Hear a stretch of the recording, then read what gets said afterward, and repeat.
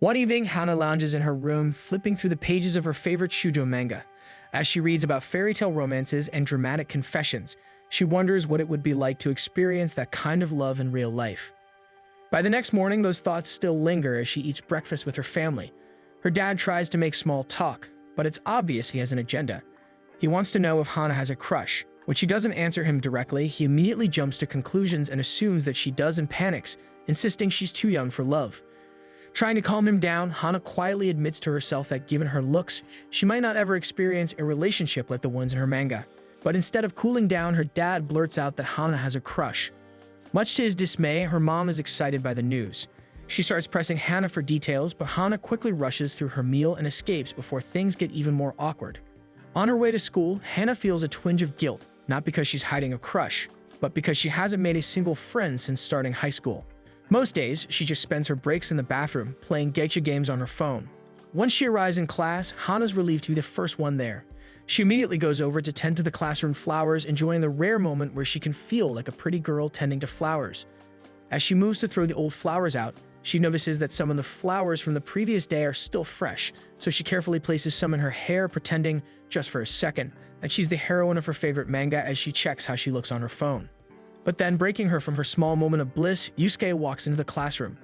Caught mid-fantasy, Hana freezes. She panics at the thought that Yusuke might tell everyone about her weird habit, and in a desperate move, she even considers bribing him with cash. But Yusuke doesn't notice her panic or the attempted bribe. Instead, he casually compliments the flower in her hair. Hana, not used to compliments, completely misreads his tone and thinks he's mocking her. Embarrassed, she bolts out of the room, leaving Yusuke confused for her sudden shyness. As he watches her leave, he notices the flower on the table is different from yesterday's. The school starts to fill up, but Hana hides in the bathroom, scolding herself for acting like a shoujo manga character. She knows real life doesn't work that way, and she's convinced she's about to become the joke of the school since Yusuke will probably tell everyone how weird she is. As the chimes ring, she steels herself and slowly heads back to class, praying that Yusuke hasn't told anyone. When she enters the room, she overhears Yusuke and his friends chatting nearby. Assuming the worst, her stomach drops. But then Yusuke approaches her, slightly concerned since she had run away from him earlier. She avoids eye contact, but he gently steps into her line of sight and dangles a muffin in front of her. He tells her it's from Sumire, a popular girl who baked enough for the entire class. And this one, he says with a small smile, is hers. Hana blushes at the rare display of kindness, surprised that someone like Yusuke would go out of his way to give her something. But the moment is short-lived as he is quickly called back to his seat by his friends, who are apparently devouring all of his muffins. As he leaves, Hana feels a wave of relief. At least he didn't say anything about what happened earlier that morning. Class begins, but Hana's worries return as she believes that Yusuke will eventually tell someone. She convinces herself that she has to do something, anything, to make sure her secret is safe. She decides to confront him during break time when they are both free. But when the break finally comes, Hana stays frozen in her seat. She has no idea how to approach Yusuke, especially when he's always surrounded by people. She decides to wait till people disperse around him before approaching him. She ends up following him around, hoping for a perfect opening, but no luck. Wherever Yusuke goes, a friend is always by his side. During PE, Hana watches as he outshines all the other guys without even trying. Whether it's his athleticism, his easygoing nature, or just the way he treats others, Yusuke's popularity is on another level. She begins to think that maybe he's kind of cool, but she quickly snaps out of it, reminding herself that this isn't about falling for him, it's about protecting her secret. Someone like her doesn't have the right to even talk to someone like him. So instead, she decides to write a letter as it is easier, and no one has to know. As she nervously approaches the shoe locker area to slip her note into Yusuke's shoebox, she notices another girl standing there too, holding a letter of her own. Hana quickly hides and listens in. One of the girls confesses that she's finally going to confess to Yusuke with a love letter as her friend cheers her on to push through with it. Hana's face turns beet red as she realizes she is witnessing a real love confession through a letter, just like in her manga. Suddenly, she starts to panic that her letter might be seen as a possible love letter as well. Before she can decide what to do, Yusuke spots her and walks over with a friendly smile, clearly wanting to talk. Hana's heart races, but she tells herself that this is the perfect chance to confront him about her secret. But before she can say anything, Tetsuo calls out to Yusuke, telling him to hurry back to the classroom with him. Yusuke tries to explain that Hana was just about to say something, but Hana shakes her head, loses her nerve, and runs away. Watching her go, Tetsuo asks who she is and is shocked to learn that Hana has been their classmate this whole time. The school day ends without Hana ever handing over the letter. Feeling defeated, she leaves the classroom to water the flowers in the garden, hoping to drown her thoughts in routine. But then, Yusuke appears again, running up to her. He apologizes for not finishing their conversation during lunch. Seeing that Yusuke had gone out of his way to apologize, Hana finally gathers the courage to ask him to keep her secret about putting flowers in her hair. To her surprise, Yusuke's eyes light up. That's when it hits him. Hana is the one who's been arranging the classroom flowers every morning. He beams at her, genuinely delighted.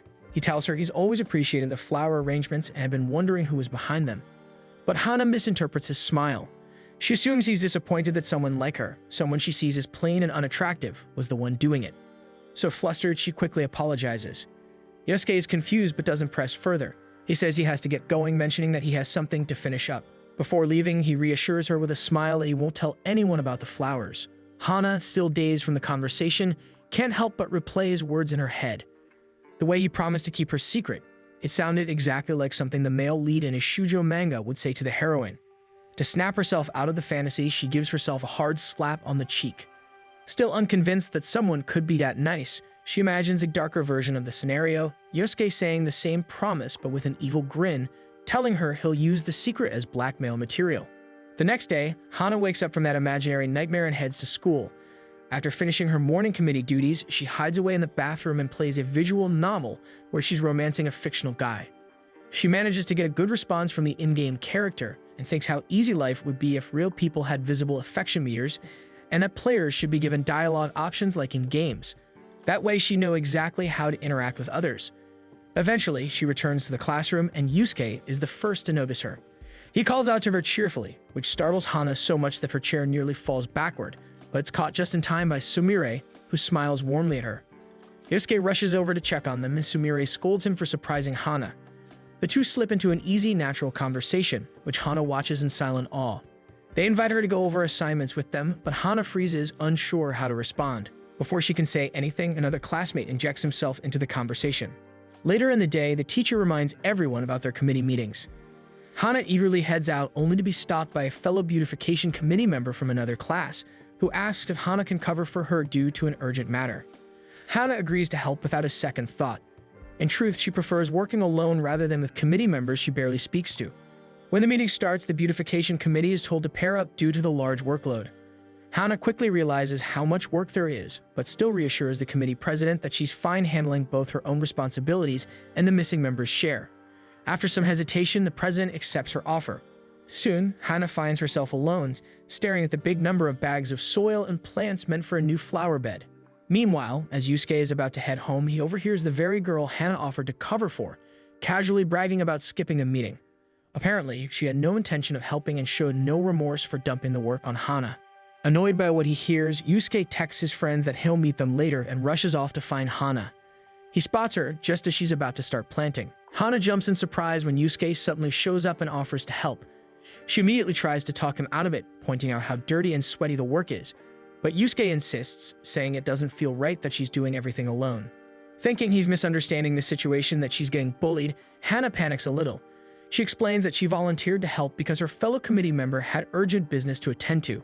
Still, Yusuke chooses to stay, and before long, they fall into a steady rhythm of planting together. As a gentle breeze passes by, Hana catches a whiff of Yusuke's cologne. It smells just as nice as he looks. That realization hits her hard, and she suddenly becomes very aware of how sweaty and smelly she is. Embarrassed, she starts working farther away, worried that he'll notice her smell. Yusuke looks up to say something and is surprised to see her moving to the other side of the flower bed. Thanks to his help, they finish the work while the sun is still in the sky.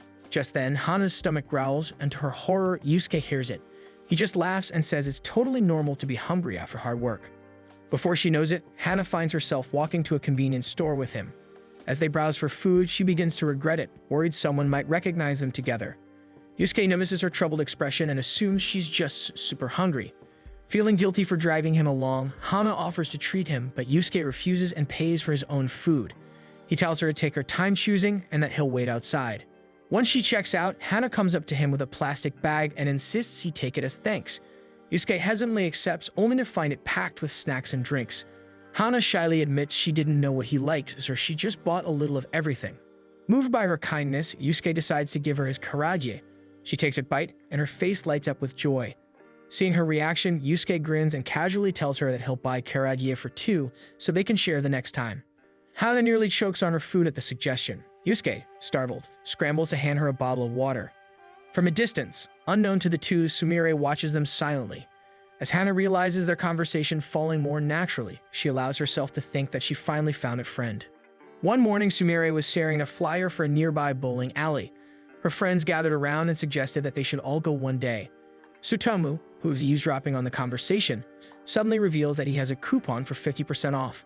He offers to give it to them, but Sumire insists that he should come along too. She admits it wouldn't sit right with her to use the coupon if Tsutomu weren't there as well. Tsutomu, now excited, rushes over to Yusuke and asks him to join them. The moment Yusuke agrees to go, almost all the other boys immediately follow suit. With the plan quickly expanding into a class hangout, Sumire then decides to invite Hana too, wanting to include her in a class activity. Caught off guard, Hana doesn't quite hear Sumire properly and accidentally agrees. And just like that, Hana ends up at the bowling alley with nearly her entire class.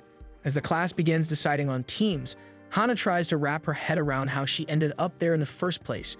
She glances around at the group, especially at the girls, and realizes she doesn't even know most of them. The girls decide their groups through rock, paper, scissors. To Hana's surprise, she ends up on the same team as Sumire, who looks genuinely delighted by the result. Hana can't help but admire Sumire's kindness and cheerful energy, so she tells herself that she'll try her best today. Sumire leaves to go look for their male teammates. Hana quietly feels grateful for this unexpected turn of events until she realizes who their male teammates are: Yusuke, Tsutomu, and Tetsuo. When the game begins, Hana watches in awe as Sumire bowls effortlessly. Not only is she good, but she somehow manages to look adorable while doing it. Their team cheers her on, and soon enough, it's Hana's turn. Nervously, she steps up to the lane.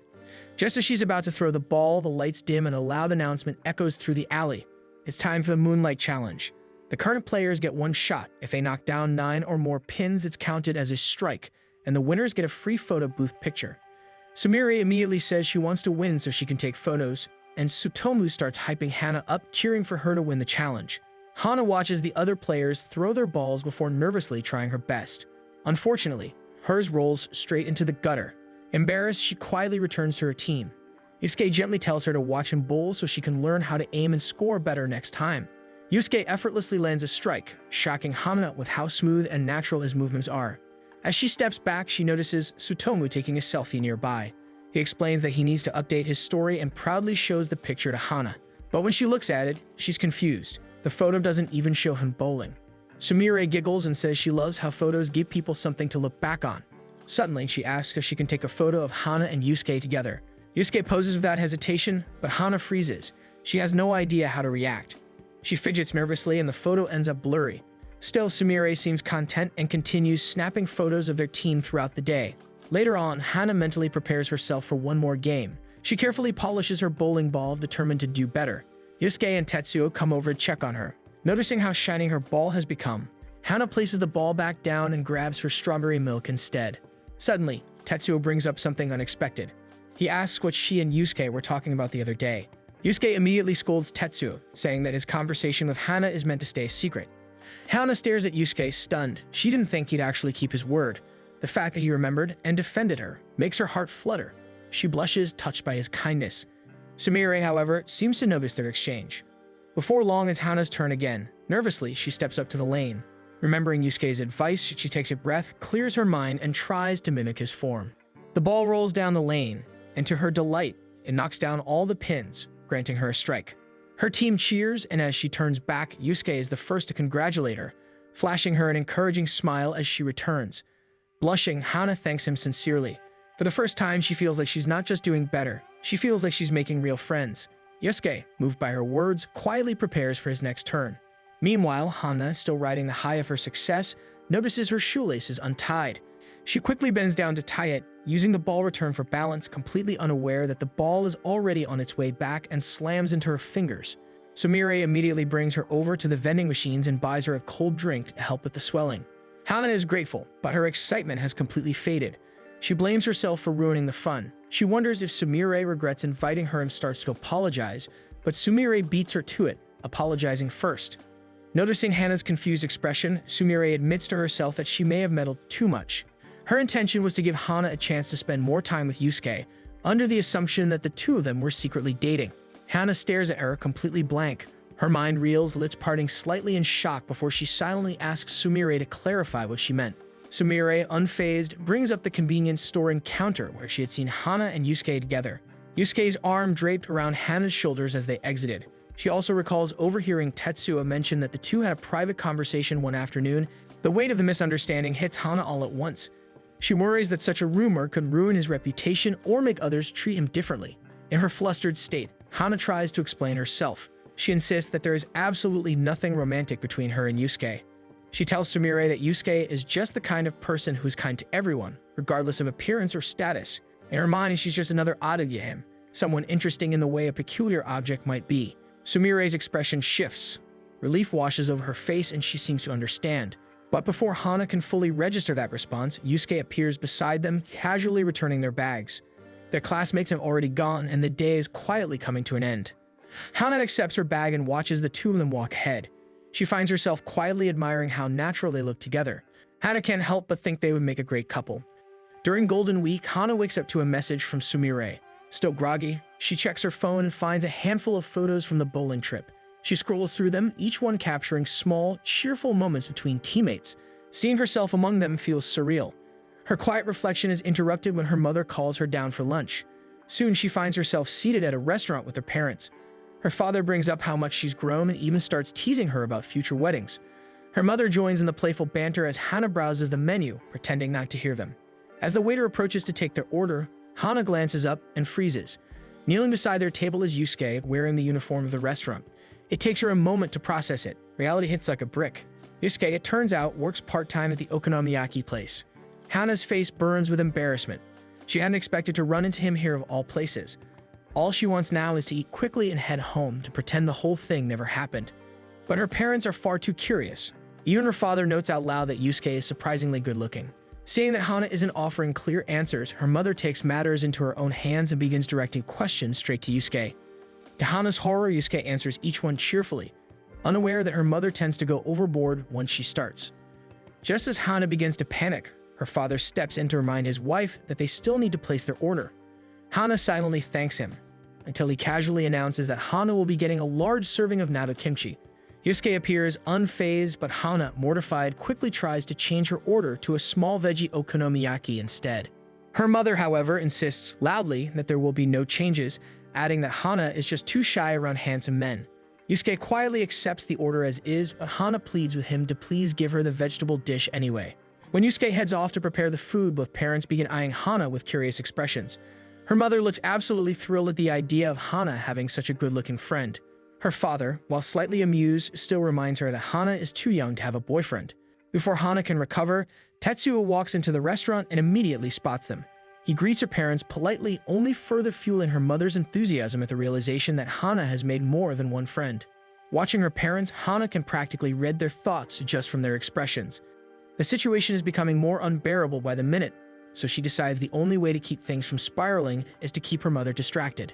When the ingredients arrive at the table, Hana tries to volunteer to cook, but her mother quickly requests that Yusuke be the one to cook for them. Hana protests, but Tetsuo backs her mother up, claiming that okonomiyaki is safest in Yusuke's capable hands. He even jokes that he could fall asleep and still trust the dish to be perfect. Hana tells herself she can endure 10 minutes of bland conversation to prevent further embarrassment. But before she can even begin, her mother beats her to it and asks both boys if they have girlfriends. Tetsuo replies respectfully with a simple no. Yusuke, on the other hand, seems to hesitate slightly, glancing at Hana before answering. The awkward pause doesn't go unnoticed. Feeling the tension rising, Hana tries once more to take over the cooking, but in her haste, her fingers brush against the edge of the hot grill. She winces and quickly excuses herself, heading to the restroom to cool her burned hand. Alone, she reflects on how these kinds of embarrassing moments seem to be happening more often lately. When she returns to the table, the food's already prepared. As she begins eating, she notices a glass filled to the brim with ice beside her plate. It was left there by Yusuke for her burn. Touched by the gesture, she promises her parents she'll thank him properly when they settle the bill. Her mother, however, has other plans. She reminds Hana that she still has to thank him when he brings out the birthday cake she ordered in secret. Yusuke reappears just in time to overhear this and is surprised to learn that it's Hana's birthday. She had hoped to keep that detail quiet, but instead of teasing her, Yusuke simply says he would have written a birthday message on her okonomiyaki if he'd known. Tetsuo then offers her a photo booth coin he won during the bowling trip. Yusuke rummages through his apron and pulls out a couple of coupons as his gift. He tells her his shift schedule and mentions that he hopes she'll visit again. Overwhelmed, Hana promises to celebrate both of their birthdays, only to immediately regret blurting it out. But to her surprise, both boys smile and reveal that their birthdays fall on holidays too. Sumire remembers she had always gotten attention due to her good looks even as a child. By the time she reached 4th grade, she realized she could use it to her advantage. Life could instantly be easier thanks to her popularity. Now, as she makes her way to class, a boy approaches her asking for her IN number. She inwardly cringes, wondering how to turn him down without ruining her reputation. Putting on a troubled expression, Tsutomu quickly rushes in to shoo the boy away. The guy retreats for now, and Tsutomu takes the opportunity to ask for her IN account so they can mail each other. But before Sumire can answer, one of her friends pulls her away. When she enters the classroom, she is greeted by Yusuke. She thinks to herself that if Yusuke were the one asking for her IN number, she would readily give it to him since he's handsome, kind, and easy to talk to. But instead of lingering on her, Yusuke walks past and heads straight to Hana, offering her some lunch coupons from his work for her mother. Sumire finds it suspicious that Yusuke is concerned about Hana's mother and starts to wonder how deep their relationship truly goes. Trying to reassure herself that there's nothing going on between Yusuke and Hana, Sumire is once again thrown off when she sees Tetsuo acting equally friendly with Hana. She begins to wonder what kind of strategist Hana is and decides to insert herself into their conversation to find out. Hana greets her nervously, unaware that Sumire is now determined to uncover the secret to her charm. During gym class, Sumire pairs up with Hana, hoping to learn what makes her so appealing to the boys, especially Yusuke. To her disappointment, Hana goes through the exercises with zero effort to be cute or charming. With PE being a complete failure, Sumire decides to get to know Hana better by inviting her to lunch. She shows off a cute, well-prepared bento as they sit across from each other. When Hana reveals her own lunch, both she and Sumire are horrified to see it's just plain rice and pickled plum. Yusuke notices the two sitting together, something he's observed more often lately. A week later, Sumire sits in the girls' restroom, satisfied with the thought that if anyone were to compare her to Hana, she would still come out as the better girl. As she walks through the hall, Sumire briefly thinks that Hana is aware she's being watched and has been deliberately dodging her observations. So when she runs into Hana, she decides to join her after school for beautification committee chores. She inwardly groans as she sits next to Hana by the flower bed, already dreading sunburn and getting dirty, but she maintains a cheerful smile to avoid giving herself away. Before they work, Hana comments that Sumire looks beautiful surrounded by flowers. Sumire pretends to appreciate the compliment and continues with the weeding. She pulls a little too hard on one weed and doesn't notice the earthworms that land on her uniform from the soil. Hana points them out, and Sumire immediately freaks out and rushes off to wash and calm herself down. As she walks back, she debates whether to just skip out and leave Hana to finish the work alone, but she freezes when she notices Yusuke nearby. She's about to greet him, but stops in her tracks when she sees him walking straight to Hana instead. Yusuke asks if Hana is once again left to do committee work alone, but Hana tells him that Sumire is helping out today. She then shows him the salvia flowers he helped her plant, now in full bloom. Sumire watches them from a distance and feels a renewed determination. She absolutely has to figure out Hana's secret to catching Yusuke's attention. Once Yusuke leaves, she approaches Hana and invites her to hang out once they're done with committee work. Her true motive is that she hopes to get close enough that Hana will eventually give up on Yusuke. Meanwhile, Yusuke is brought to a multi-hobby shop by Tsutomu, who secretly wants to find out more about Yusuke's hobbies and possibly get him to open up. He starts by asking Yusuke about his dating experiences in junior high, only to be shocked when Yusuke says he's never had a girlfriend. Most of his interactions with girls, he explains, involve being scolded about school matters. Tsutomu can't help but feel a tinge of jealousy. No one ever approached him in junior high. When he finally asks if Yusuke has a crush, Yusuke admits he does. Tsutomu feels oddly relieved that his crush doesn't seem to be Sumire. Tsutomu decides to give Yusuke some advice, proudly calling himself the master of love. He tells Yusuke that a girl who was calm and serious would suit him best. Yusuke seems to think it over and asks if he means someone like Hana, but Tsutomu immediately shoots the idea down, insisting that Hana is a bad match in every possible aspect. Just then, Tsutomu hears some familiar voices. He peeks over a shelf and is horrified to see some of his former junior high classmates nearby. Meanwhile, Hana finds herself wandering a posh shopping mall and can't help but feel completely out of place. Sumire, who invited her, suggests they check out the pharmacy first. Hana thinks she can handle that much, but as soon as she sees the overwhelming variety of hair treatment products, her mind begins to spin. Sumire asks curiously what kind of treatment Hana uses. Hana awkwardly admits that she doesn't really use any. Smiling herself, Sumire quietly vows to make Hana back down by making her realize how unfeminine she is in comparison. This time, it's a boutique filled with frilly and girly clothing. Hana stares at the aisles, clearly overwhelmed again. A sales clerk approaches, offering to help her try something on, and Sumire quickly agrees on Hana's behalf. Pressured into the situation, Hana tries on a dress, but it looks terrible on her. She tries another one, but the result is the same. When Sumire calls out, asking if Hana is ready, she steps inside the dressing room wearing the same pink dress. Hana explains that the dress didn't suit her, so she changed back. Sumire's plan backfires completely. She had wanted to show how much better she looked than Hana in the same dress. Hana feels relieved she changed quickly. She believes Sumire might have been horrified to see her in the same outfit. She adds that she couldn't afford to buy the dress anyway. Realizing Hana had dodged her challenge again, Sumire decides to turn the tables and asks where Hana usually shops. Hana thinks for a moment, listing places like fast food chains and bookstores, but she really doesn't know where to take her. Back at the hobby shop, Yusuke asks Tsutomu if he has a girlfriend. Before he can answer, Tsutomu turns to him wearing a full face mask. He declares the store a battlefield and tells Yusuke not to call his name aloud. As Tsutomu tries to sneak away, a group of his old classmates appears near the aisle they are in. He panics and turns to run straight to the exit. Yusuke, unfazed, pulls off the mask and reminds him that he can't leave while wearing a product he hasn't paid for. Looking for another item to conceal his identity, Tsutomu spots a pair of goofy star-shaped sunglasses and puts them on. Yusuke approaches him with concern and notices that Tsutomu is sweating. Without thinking, Tsutomu brushes him off, telling him to go away. But as Yusuke suddenly walks past him in silence, Tsutomu realizes a moment too late that his words may have come off harsher than intended. He quickly removes the sunglasses and calls out to Yusuke, but just as he does, figures step in front of him, blocking his way. Elsewhere, Hana is still pondering where to take Sumire when she spots a small general store filled with cute accessories. To her relief, Sumire is genuinely impressed by the selection. Sumire admits she's drawn to floral designs because of her name. She then encourages Hana to buy something for herself, but before Sumire can suggest something, Hana chooses a headband decorated with fake grass. Baffled by Hana's poor taste, Sumire questions her choice, assuming Hana would have gone for something floral instead. She then offers Hana a cloverleaf hairpin, suggesting it as a simple yet charming accessory. She suddenly freezes, realizing too late that she just gave Hana genuine styling advice. Hana, touched by the gesture, sees it as a sign of kindness. She happily decides to buy the pin and stares at the small paper bag. She hopes that one day she'll find the courage to wear it, and that when she does, Yusuke might notice and compliment her. That thought sends her into a panic. Realizing she's thinking of Yusuke again, she shakes her head and shouts for the thought to disappear, startling Sumire, who stares at her in confusion. Later, they stop by a cafe for some snacks. Hana begins to feel a little guilty, wondering if Sumire had held back from shopping because of her. Meanwhile, Sumire is quietly frustrated as she still hasn't figured Hana out. To shift the conversation, she casually asks Hana for romance advice.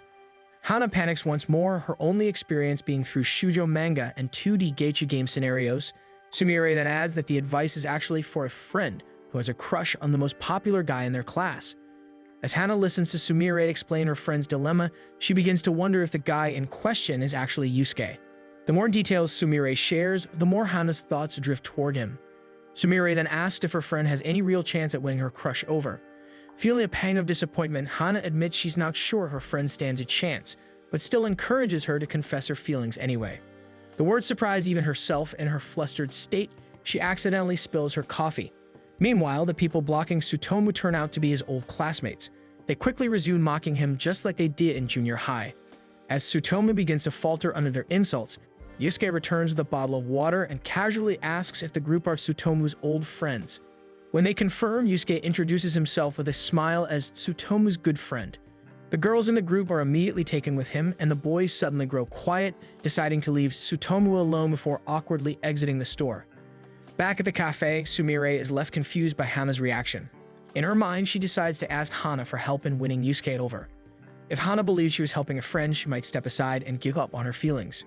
She hears a sound behind her and expects to see Hana, but instead, a strange man approaches her and insists on talking. She tells him she's with a friend, but he presses on, saying his friend is also looking for company. The situation escalates. Hana witnesses the scene and hesitates, unsure of what to do until one of the men grabs Sumire's arm. That moment snaps Hana into action. She steps forward and begs the men to leave Sumire alone, firmly claiming that Sumire is her friend. Strangely, the men back off and leave. Meanwhile, Tsutomu learns that Yusuke had only left to buy water for him since he looked pale. He takes a gulp only to find out it's actually sparkling water. Later, as they part ways, Sumire invites Hana to hang out again. As they all go their separate ways, Sumire is left feeling conflicted. All this time trying to bring her down, only to discover that Hana might actually be a genuinely kind person. Kizuki stares at his brother for a moment before slamming his backpack onto Yusuke's body to wake him up. Jolted awake, Yusuke groans and Kizuki casually tells him he should be thankful for the rude awakening, since it got him up on time. Despite the abruptness, Yusuke glances at the time on his phone and realizes Kizuki has a point. As he looks out the window, he wonders if Hana is already at school. At school, Hana shyly admires herself in a small mirror, wearing the clover-shaped hairpin Sumire had picked out for her. But just as quickly, she pulls it out, her nerves getting the better of her. She's still too embarrassed to wear it around others. Throughout the morning, she silently studies how other girls wear their accessories, wondering what hairstyle would best suit the pin someday. Yusuke arrives at class just as Hana is deep in thought. Tsutomu immediately pounces on him, eager to borrow the newest manga volume. In the scuffle, Yusuke loses his balance and stumbles, bumping into Hana's desk and knocking several papers to the floor. Hana instinctively apologizes, but Yusuke insists it was his fault and that she had every right to be sitting there. He helps gather her scattered belongings, handing her items one by one. Hana quietly marvels at how kind he can be, even in clumsy moments like these. Just then, Sumire strolls up to her, noticing Hana isn't wearing the hairpin. With a smile that hides ulterior motives, she offers to help put it on for her. Secretly, Sumire plans to give Hana a terrible hairstyle as payback for Yusuke speaking to her first that morning. But when Hana searches her bag, she realizes the pin is missing. Before she can search further, the teacher enters and calls the class to order. Sumire retreats, deciding to try again later. During homeroom, Hana grows pale as she begins to suspect the pin in her hairstyle notes may have fallen when Yusuke bumped into her desk. The teacher asks if she's feeling alright, but Hana quietly insists she's fine. Internally, she's panicking. If anyone sees those notes, it would be the end of her. She watches Yusuke carefully, relieved he hasn't noticed the notebook. Determined, she vows to retrieve it unnoticed. She spends the rest of the morning stealthily stalking Yusuke, waiting for the right moment. During lunch, Yusuke searches his bag and gasps. Hana freezes, thinking he had finally realized the mix-up, but it turns out he just forgot his drink and leaves to buy one. Just as Hana prepares to retrieve her things, Sumire asks to join Yusuke. Hana watches as he casually helps fix a strand of Sumire's hair. From her seat, Hana watches the interaction with a heavy heart. She decides not to retrieve the notebook just yet, suddenly feeling like she and Yusuke are worlds apart. After school, Hana waters the flowers by her usual spot, quietly hoping Yusuke would pass by and strike up a conversation like he often did. But when the door finally opens, it's not Yusuke. Instead, it's Tetsuo. He casually informs her that Yusuke had already gone home for the day. Disappointed, Hana returns home, her gloom apparent. Her mother notices the look on her face and gently asks what's wrong. Hana doesn't confess the truth that she's upset about Yusuke possibly finding her hairpin and notebook. Instead, her mother smiles and tells her she can run an errand for her by delivering a jar of pickles to Yusuke. Hana's eyes widen when her mother refers to him by his first name. Before she can get a clear answer, her mother hands her the jar and a small map to his house. She gives her a knowing wink, much to Hana's dread. With every step, Hana grows more anxious. Along the way, she passes a small flower shop and pauses to admire the blossoms. A blonde woman named Ritsuko steps out of the shop and asks if Hana's looking to buy some. Embarrassed, Hana admits she's thinking of giving flowers to a boy but isn't sure he'd like them. Ritsuko reassures her that any gift, especially one chosen with care, can make someone happy. A younger boy named Kizuki grumbles that he wouldn't be thrilled to receive flowers himself. Hana's surprised to see a boy working in a flower shop. Ritsuko apologizes for his attitude and puts a floral ribbon on Hana's paper bag. To Hana's surprise, Ritsuko insists the ribbon is a gift. Hana debates explaining that her present isn't for a date, but ultimately decides to accept Ritsuko's kind gesture. Ritsuko cheerfully waves her off, beaming about young love. Kizuki rolls his eyes at the comment, only for Ritsuko to tease that with that attitude. He'll never be popular with girls. Annoyed, Kizuki grumbles that he's heading home and asks for his own bouquet before Ritsuko disappears inside. Eventually, Hana arrives at Yusuke's home. She stalls in front of the door, nervously rehearsing what she might say. Just then, Kizuki appears behind her, asking what business she has in front of his home. Hana freezes, recognizing Kizuki from the flower shop and realizing this boy is Yusuke's younger brother. Before she can explain, Kizuki pulls out his phone and starts dialing the police to report a suspicious girl at his doorstep. Hana tries to explain herself, but Kizuki refuses to believe a word she says. The noise eventually draws Yusuke to the door. He steps outside, startled to find Hana and Kizuki standing among uniformed police officers. Once the situation is resolved and the authorities leave, Yusuke quickly apologizes for Kizuki's behavior and invites Hana inside to make up for the trouble. He offers her tea along with the rice cakes packed by her mother, noting how carefully arranged the contents are, especially the ribbon tied around the bag. Hana explains that she passed by a nearby flower shop on the way, where the shopkeeper had kindly tied it for her. When Yusuke mentions the shop, she recalls seeing Kizuki there and wonders if the woman Ritsuko is a relative. From his spot nearby, Kizuki begins to squirm. Without hesitation, Yusuke shares that Kizuki often drops by the shop because he likes the woman who works there. Kizuki immediately kicks him in frustration, and the brothers tumble into a small scuffle. Hana watches from across the table, quietly absorbing the scene. Her cheeks warm before she even notices, but Kizuki's sharp eyes catch it. Yusuke excuses himself to change out of his tea-stained clothes, reminding Kizuki to behave in the meantime. As soon as he's out of sight, Kizuki turns to Hana, asking if she likes his brother. She panics, stumbling over her words as she tries to downplay her feelings. But Kizuki only looks at her with mild disinterest, clearly unconvinced. Worry sinks into her chest as she realizes he might say something to Yusuke. She desperately offers to do anything to keep him from revealing the truth. When Yusuke returns, he's surprised to find Hana catering to Kizuki. Despite his concern, she insists she's fine, while Kizuki relaxes, satisfied with the turn of events. As the sun begins to set, Hana finally prepares to leave. Before leaving, she brings up the lost notebook and Yusuke apologetically returns it. She brushes off the matter of the hairpin, laughing it off as something that wouldn't suit her anyway. But just as she turns to go, Yusuke suddenly takes her hand, trying to convince her that she will look fine with the hairpin. For a moment, he holds it before letting go, reminding her that she wouldn't look strange at all. Hana is left staring at Yusuke, her face suddenly growing warm as the sensation lingers on her hand. From the window above, Kizuki watches them carefully, noting the subtle exchange. The next day, Toshiyuki vents his relationship frustrations to the group. He recounts how he went out with his girlfriend the day before, only for her to begin complaining about how broke she was. Believing it to be a subtle cue, he invited her over to his place, thinking it was finally time to take things further. But instead of accepting, she grew nervous and quickly suggested they head somewhere else. He expresses his disappointment, feeling confused after dating her for a while and assuming they had reached a level of trust. Yusuke, clueless as ever, fails to understand the hesitation. In his mind, going to someone's house would save money, making the suggestion practical. Tsutomu finally decides to give him a vague explanation that girls can be complicated, and it's important to be mindful because the smallest thing can ruin the mood. This causes Yusuke to spiral, mentally reviewing all the times he's been close with Hana. A wave of panic rises within him. Class resumes, but Yusuke remains distracted, his thoughts tangled in self-doubt. He replays every moment with Hana, wondering if she's just been too polite to complain. Despite his worries, he tries to reassure himself that Hana never looked uncomfortable. He doesn't notice the teacher calling on him until Kenta nudges him. Snapping out of his thoughts, Yusuke stands and admits he doesn't know the answer. The teacher notices he's holding a math book and reminds him that they're currently in literature class. Yusuke is told to pay attention and stay focused, and he agrees enthusiastically, deciding to ask Hana directly about how she feels. Later, the class prepares cheering props. Yusuke attempts to approach Hana, but Sumire suddenly needs volunteers to help buy more supplies. The class eagerly jumps in, suggesting they go together and leave Hana behind.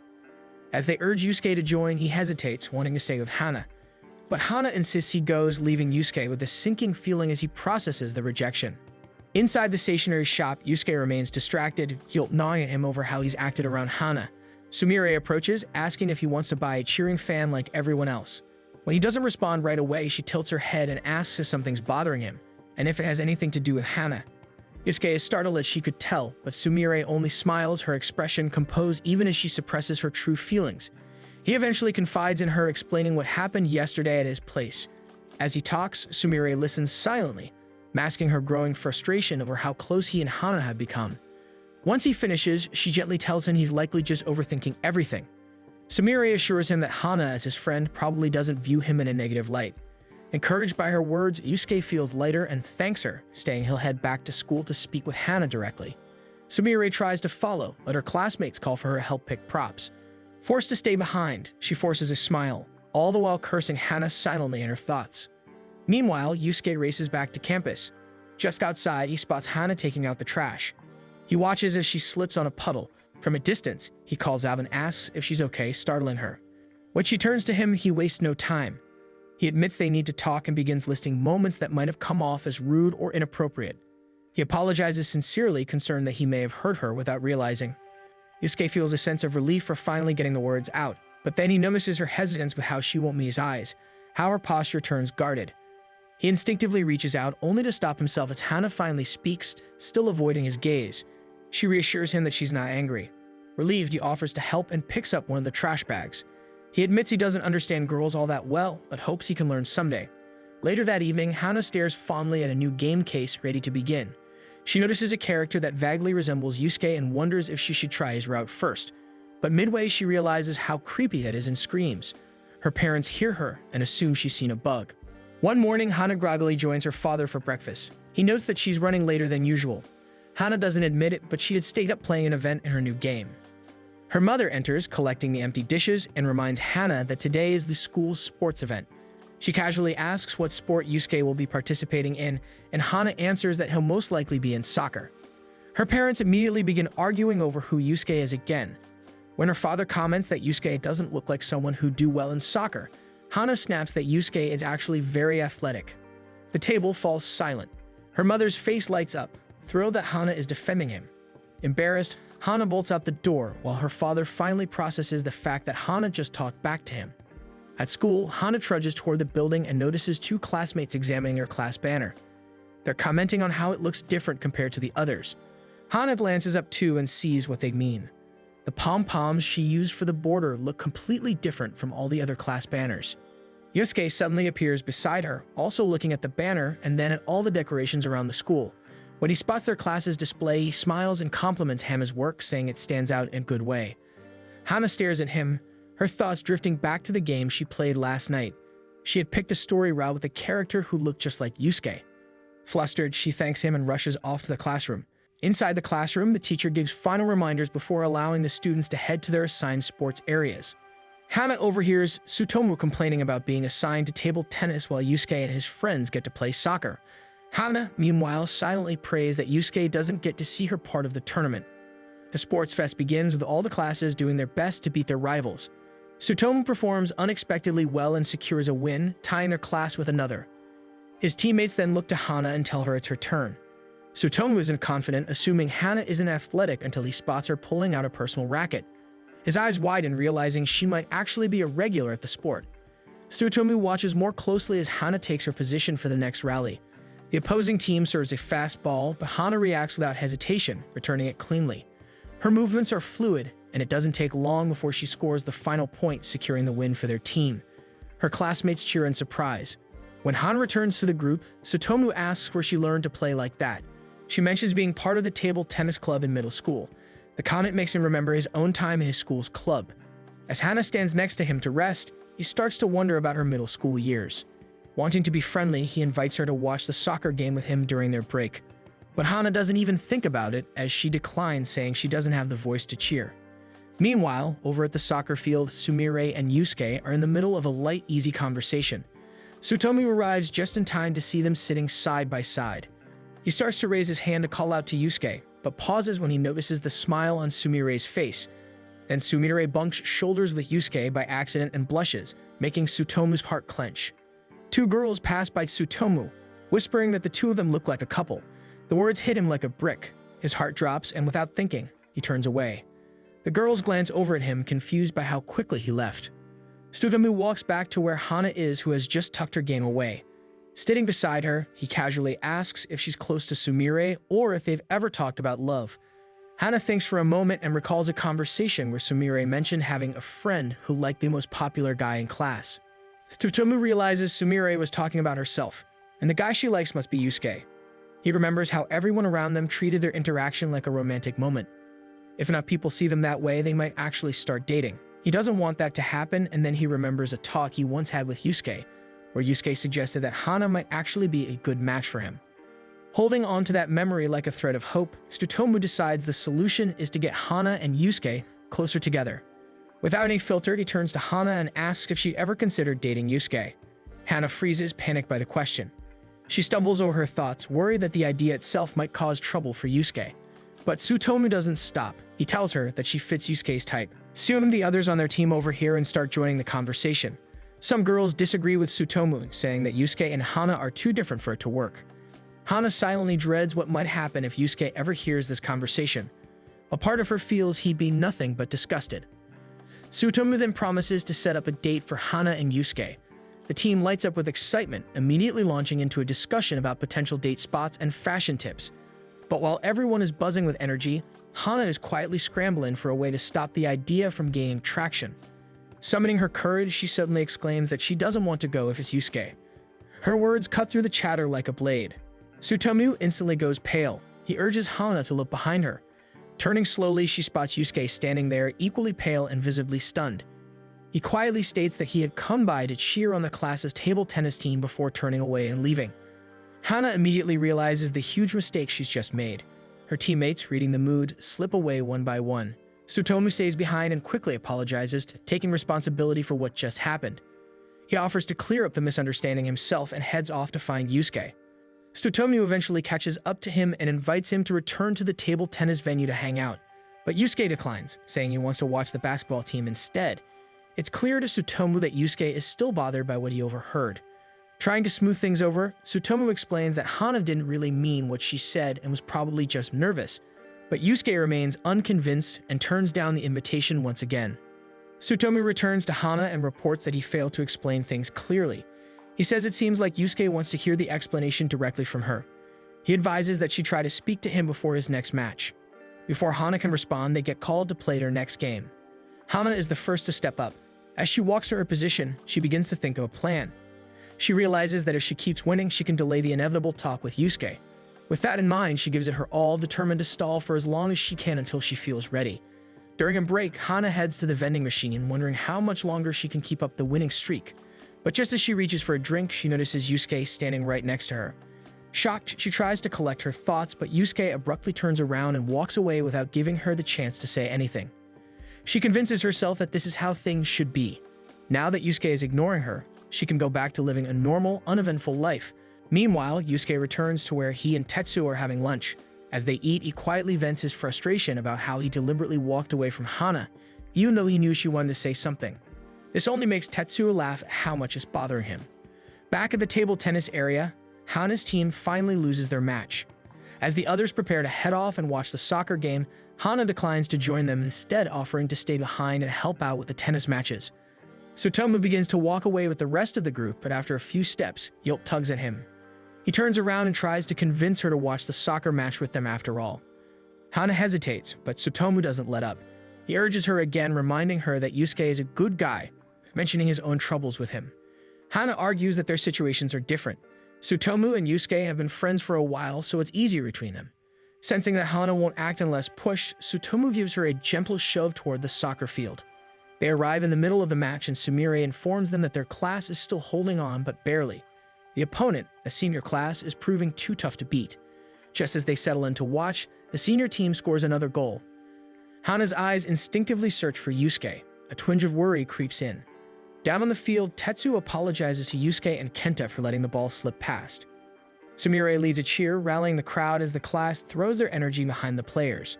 Hana watches Yusuke closely. She doesn't say anything at first, quietly supporting him in her mind. But as the game intensifies, her voice finally breaks free as she cheers his name out loud. Yusuke turns at the sound. Her voice cuts through the noise and reaches him clearly. But the distraction causes a ball to hit Yusuke in the face. The referee calls for a timeout. Blood trickles from his nose and he quickly leaves the field to visit the nurse. Before he leaves, Sumire offers him her handkerchief. Both she and Hana notice where his attention lingers, on Hana and not her. Sumire keeps her frustration to herself, silently cursing the moment. Hana, meanwhile, feels her stomach sink, blaming herself for his injury. After the sports festival ends, the class gathers to reflect on their performance. Sumire approaches Hana, sensing that something has changed between them. She tries to invite her to join the celebration, but Hana politely declines. Left alone in the classroom, Hana moves to change the water in the flower vase. As she lifts the vase, her thoughts drift to Tsutomu. He had gone out of his way to help her, but she still hadn't apologized to Yusuke. She realizes she can't let it end this way. She still owes an apology. Sitting down at her desk, Hana begins writing a letter. She expresses how sorry she is for the way her words may have sounded. She confesses that she actually admires him and respects his kindness. Still, she writes she feels they can only remain friends, that anything more seems impossible for now. After reading it over, Hana decides the letter will have to do. She folds it neatly and makes her way to the shoe lockers. Just as she's about to slip the envelope inside Yusuke's locker, he appears. He casually explains that he had fallen asleep in the infirmary and is just now heading home. Then he notices the letter in her hand, his name written across it. He asks if he can read it. Hana, shaken but unable to say no, hands it over. Yusuke reads it silently. When he finishes, he looks at her and confirms what he suspects, that Hana does not hate him. Hana nods and he smiles, looking relieved.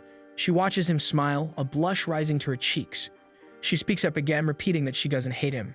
Struggling to explain, she blurts out that she has maximum respect for him. Then, too embarrassed to say more, she turns and runs away. Yusuke is left standing at the lockers, the letter still in hand. Her words and her retreat leave him confused. At home, Sumire grumbles inwardly about how her romance with Yusuke isn't making any progress. As she prepares her ingredients for baking, she can't help but replay the moment during the sports festival when Yusuke's eyes immediately sought out Hana instead of her. Even their new seat arrangement doesn't help. Hana is now sitting closer to Yusuke than she is. The thought makes Sumire quietly seethe with frustration over how close Hana is getting to him. Later, she shares her homemade cakes with her friends. Tomoko immediately praises her, saying that whoever ends up dating Sumire would be lucky to eat her sweets every day. Amid their chatter, they notice their friend Chinatsu zoning out. When they ask her about it, Chinatsu shyly admits that she's developed a crush on Kenta. Sumire smiles and congratulates her, but in the back of her mind, she's already plotting. She sees Chinatsu's crush as a golden opportunity since Kenta and Yusuke are close friends. Any development between Chinatsu and Kenta might create more chances for her to get close to Yusuke. Back at school, Yusuke approaches her and hands her a new pink towel with pretty patterns, a replacement for the one he ruined during the sports festival, when it was used to stop the bleeding from his nose. Sumire is genuinely delighted and thanks him enthusiastically. However, her excitement dims a little when Yusuke adds that it was Tetsuo who picked out the towel for her. He admits he doesn't know much about towels and handkerchiefs. Still, Sumire reminds herself to stay grateful. It's a step forward, and she needs to keep playing her cards right if she wants to win him over. While waiting for class to begin, Sumire discreetly observes Yusuke. She watches as he casually helps Hana pick up a pen she dropped. Jealousy bubbles up inside her. Sumire can't help but envy how easily Hana interacts with him. Her own seat is too far away for such casual conversations. Just as she's watching the two, Tetsuo takes his seat beside her, blocking her view of Yusuke. She internally sighs. Tetsuo always seems to get in her way, constantly interrupting her attempts to get closer to Yusuke. After class, a teacher announces that all club activities are suspended until after exams so students can focus on studying. Chinatsu takes the chance to invite Kenta to study with her at a nearby restaurant. He happily accepts. When he turns to ask if anyone else wants to come along, the others all quickly claim they're busy, clearly understanding that Chinatsu wants to be alone with Kenta. Yusuke, however, doesn't seem to get the hint, prompting Sumire to intervene. She tells him to just play along and agree with her. With that, Kenta and Chinatsu leave together. Tetsuo looks at the board and notices that only Sumire and his name are listed for class duty. Yusuke, still oblivious, asks what task needs to be done. Caught off guard, Sumire admits the truth that she made up the story so Chinatsu and Kenta could spend time together. It finally clicks for Yusuke, and he realizes the whole thing was a setup for romance. Seeing an opportunity, Sumire invites Yusuke to stay behind and study with her. Yusuke agrees, and Sumire excuses herself to the bathroom for a moment. Once alone, she silently celebrates for finally having Yusuke all to herself. She hopes that this moment will make him realize she has feelings for him, and maybe he'll start thinking about asking her out. As she walks back to the classroom, she takes a few calming breaths to compose herself. But when she opens the door, she finds Yusuke peering out the window. Without warning, he suddenly bolts toward the exit, quickly apologizing and promising to come back once he finishes something. Baffled by his sudden rush, Sumire approaches the window to see what he had been looking at. Down below, she spots Hana, frantically trying to clean up a mess of fallen potted plants. Sumire watches from above, biting back her frustration. Once again, she feels like she's losing to Hana. A moment later, Tetsuo walks in, asking about class duty and where Yusuke went. Sumire forces a smile and tells him that she already took care of it. As for Yusuke, she claims he went down to help Hana, who dropped some seedlings. Casually, she tries to steer the conversation toward Yusuke's feelings for Hana. If she can confirm them, maybe she can twist things to her advantage. She also hopes to get Tetsuo on her side. Tetsuo studies her for a moment before bluntly asking if she has a crush on Yusuke. He then adds firmly that he has no intention of getting involved if she's scheming something underhanded. Sumire is momentarily stunned but quickly masks it with feigned innocence. Tetsuo, however, doesn't hold back. He tells her plainly that she'll never win Yusuke over if she keeps trying to manipulate people or meddle in other people's relationships. That hits a nerve. Sumire snaps, her carefully crafted facade slipping away. She admits she doesn't want to show any weakness or ugliness to the people she loves. What she's doing, she claims, is strategy, and every girl does it. She turns to leave, deciding to go home rather than let Yusuke see her like this. Before walking out, she warns Tetsuo not to spread rumors about her temper. No one would believe him anyway. She storms off while Tetsuo, now alone, mutters that girls are a pain.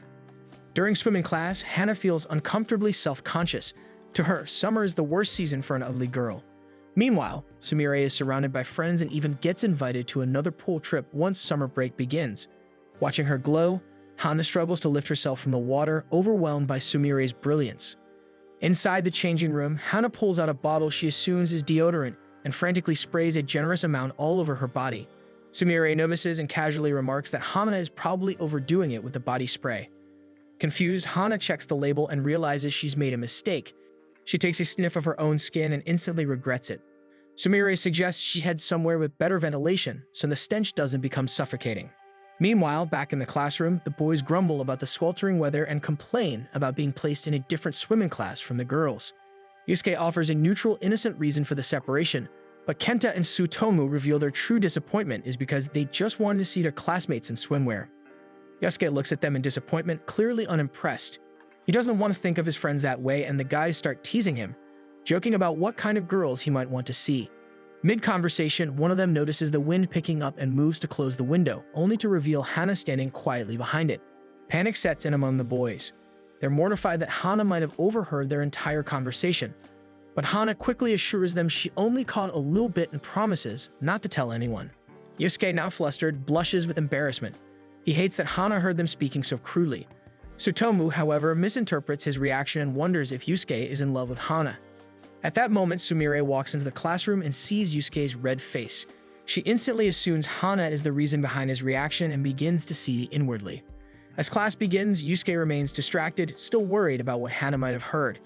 He decides to let it go for now and turns to hand her the class handouts. Hana reaches out to take them, but she awkwardly leans back, trying to maintain distance between them. Yusuke notices this and wrongly assumes she's avoiding him. In truth, Hana is just deeply self-conscious about how bad she smells from the earlier perfume incident. Later in the afternoon, rain pours heavily as students rush to leave the school. Hana heads to the umbrella rack and discovers hers is missing. She steps close to the exit, unsure of how she'll get home. Yusuke notices her standing awkwardly and calls out. When she doesn't have an umbrella, he starts to offer to share his, but hesitates midway. He panics, thinking Hana might find the idea uncomfortable or unpleasant. On the other hand, Hana sees his unfinished offer and assumes he must have changed his mind, not wanting to share with her after all.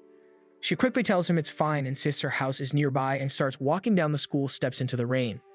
Yusuke catches up to Hana, grabbing her hand to stop her from walking further into the rain. Without hesitation, he insists that she take his umbrella. Hana tries to refuse, her protest soft and unsure, but Yusuke stands firm. He tells her he's worried and that he doesn't mind getting soaked, but Hana, as a girl, shouldn't have to walk home drenched. Hana gazes at him, moved by his sincerity. Yusuke notices and grows curious, asking about the way she's looking at him. Embarrassed, Hana mutters something about misinterpreting the moment. Flustered, she even slaps her own cheek to chase the thoughts away. She takes the umbrella, stiffly offering thanks and promises to return it as soon as she can, then hurries off. Yusuke stays in place, staring at the hand he had used to grab hers. He quietly wishes he could figure out how to talk to Hana properly. Lately, he's been getting worse at it. He starts the walk home, drenched and thoughtful. Just as he begins to settle into his internal monologue, a familiar voice calls his name. At first, he assumes it's just his imagination, until he sees Hana riding her bike toward him, clad in a raincoat. She stops in front of him and hurriedly returns the umbrella, apologizing for the delay.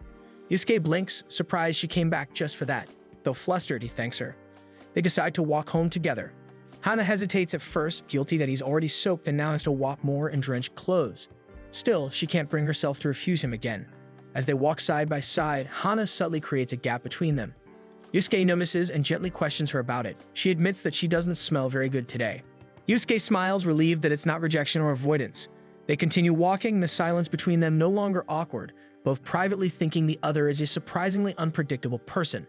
Days later, Sumire and Hana find themselves spying on Yusuke. Earlier, while Hana was tending to the classroom flowers, she discovered a letter addressed to him. She shared it with Sumire, who was stunned to find that someone else had attempted to confess to Yusuke. Though Sumire wanted to tell Hana to throw it away, she held back, reminding herself of the image she needed to protect. The two of them decided to hand over the letter to Yusuke, eager to hear his thoughts. To their dismay, Yusuke completely misreads the situation, believing it to be a challenge to a duel. Without hesitation, he says he'll go meet the sender, leaving the two girls speechless. Concerned he might actually pick a fight, Sumire suggests they follow from a distance. That's how they end up spying on Yusuke from behind a building. Soon, two girls approach Yusuke as he waits for the fight. Hana and Sumire try to listen in, but the shrill chirping of cicadas drowns out everything.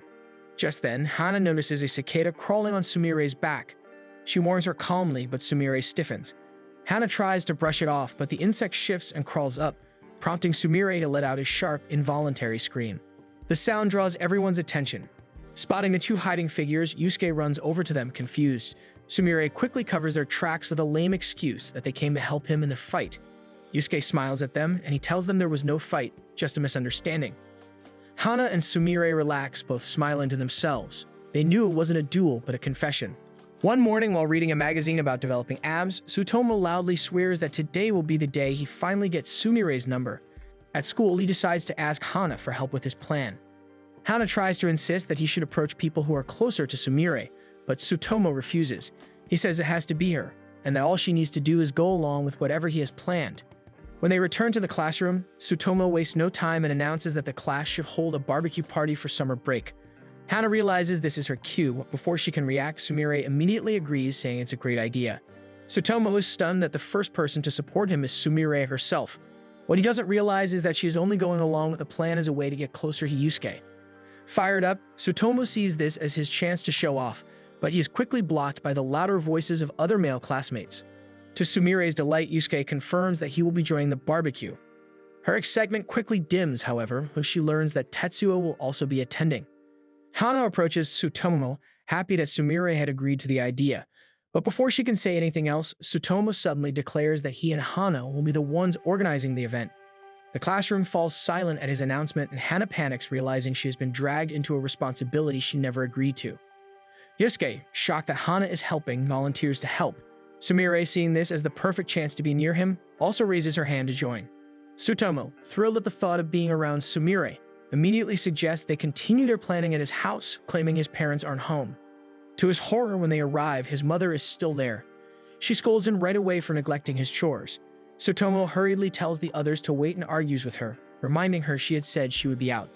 When things finally calm down, Tsutomu apologizes as everyone settles in his room. Just as they begin to settle, his mother barges in again, scolding him for being a bad host. She brings snacks for the group herself and embarrasses him further by holding up the fitness magazine he had left in the bathroom. Once the interruptions are over, Yusuke naturally takes charge of the meeting. The discussion flows smoothly under his guidance, and the group quickly agrees on activities and settles the matter of food. By the end, the plans are complete, but Tsutomu and Sumire both wear forced smiles, disappointed they never got the chance to ask for their crush's number. Hana, however, is simply relieved that the meeting ended without further disaster. Yusuke excuses himself to use the toilet, and Tsutomu quickly signals to Hana to leave the room as well. He wants to use the opportunity to ask for Sumire's number.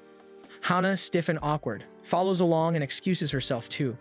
Finally, alone with Sumire, Tsutomu struggles to find his words. Luckily, Sumire notices an album by a band she knows and immediately starts a conversation. Delighted that they share the same interest, Tsutomu talks enthusiastically about the band and their projects. In his mind, he thanks the band and even promises to become their biggest fan starting today. Their talk flows easily until Sumire suddenly suggests that they also think of some recreational activity for the barbecue. Tsutomu starts brainstorming, and when his eyes land on another album of the same band, an idea sparks in his mind.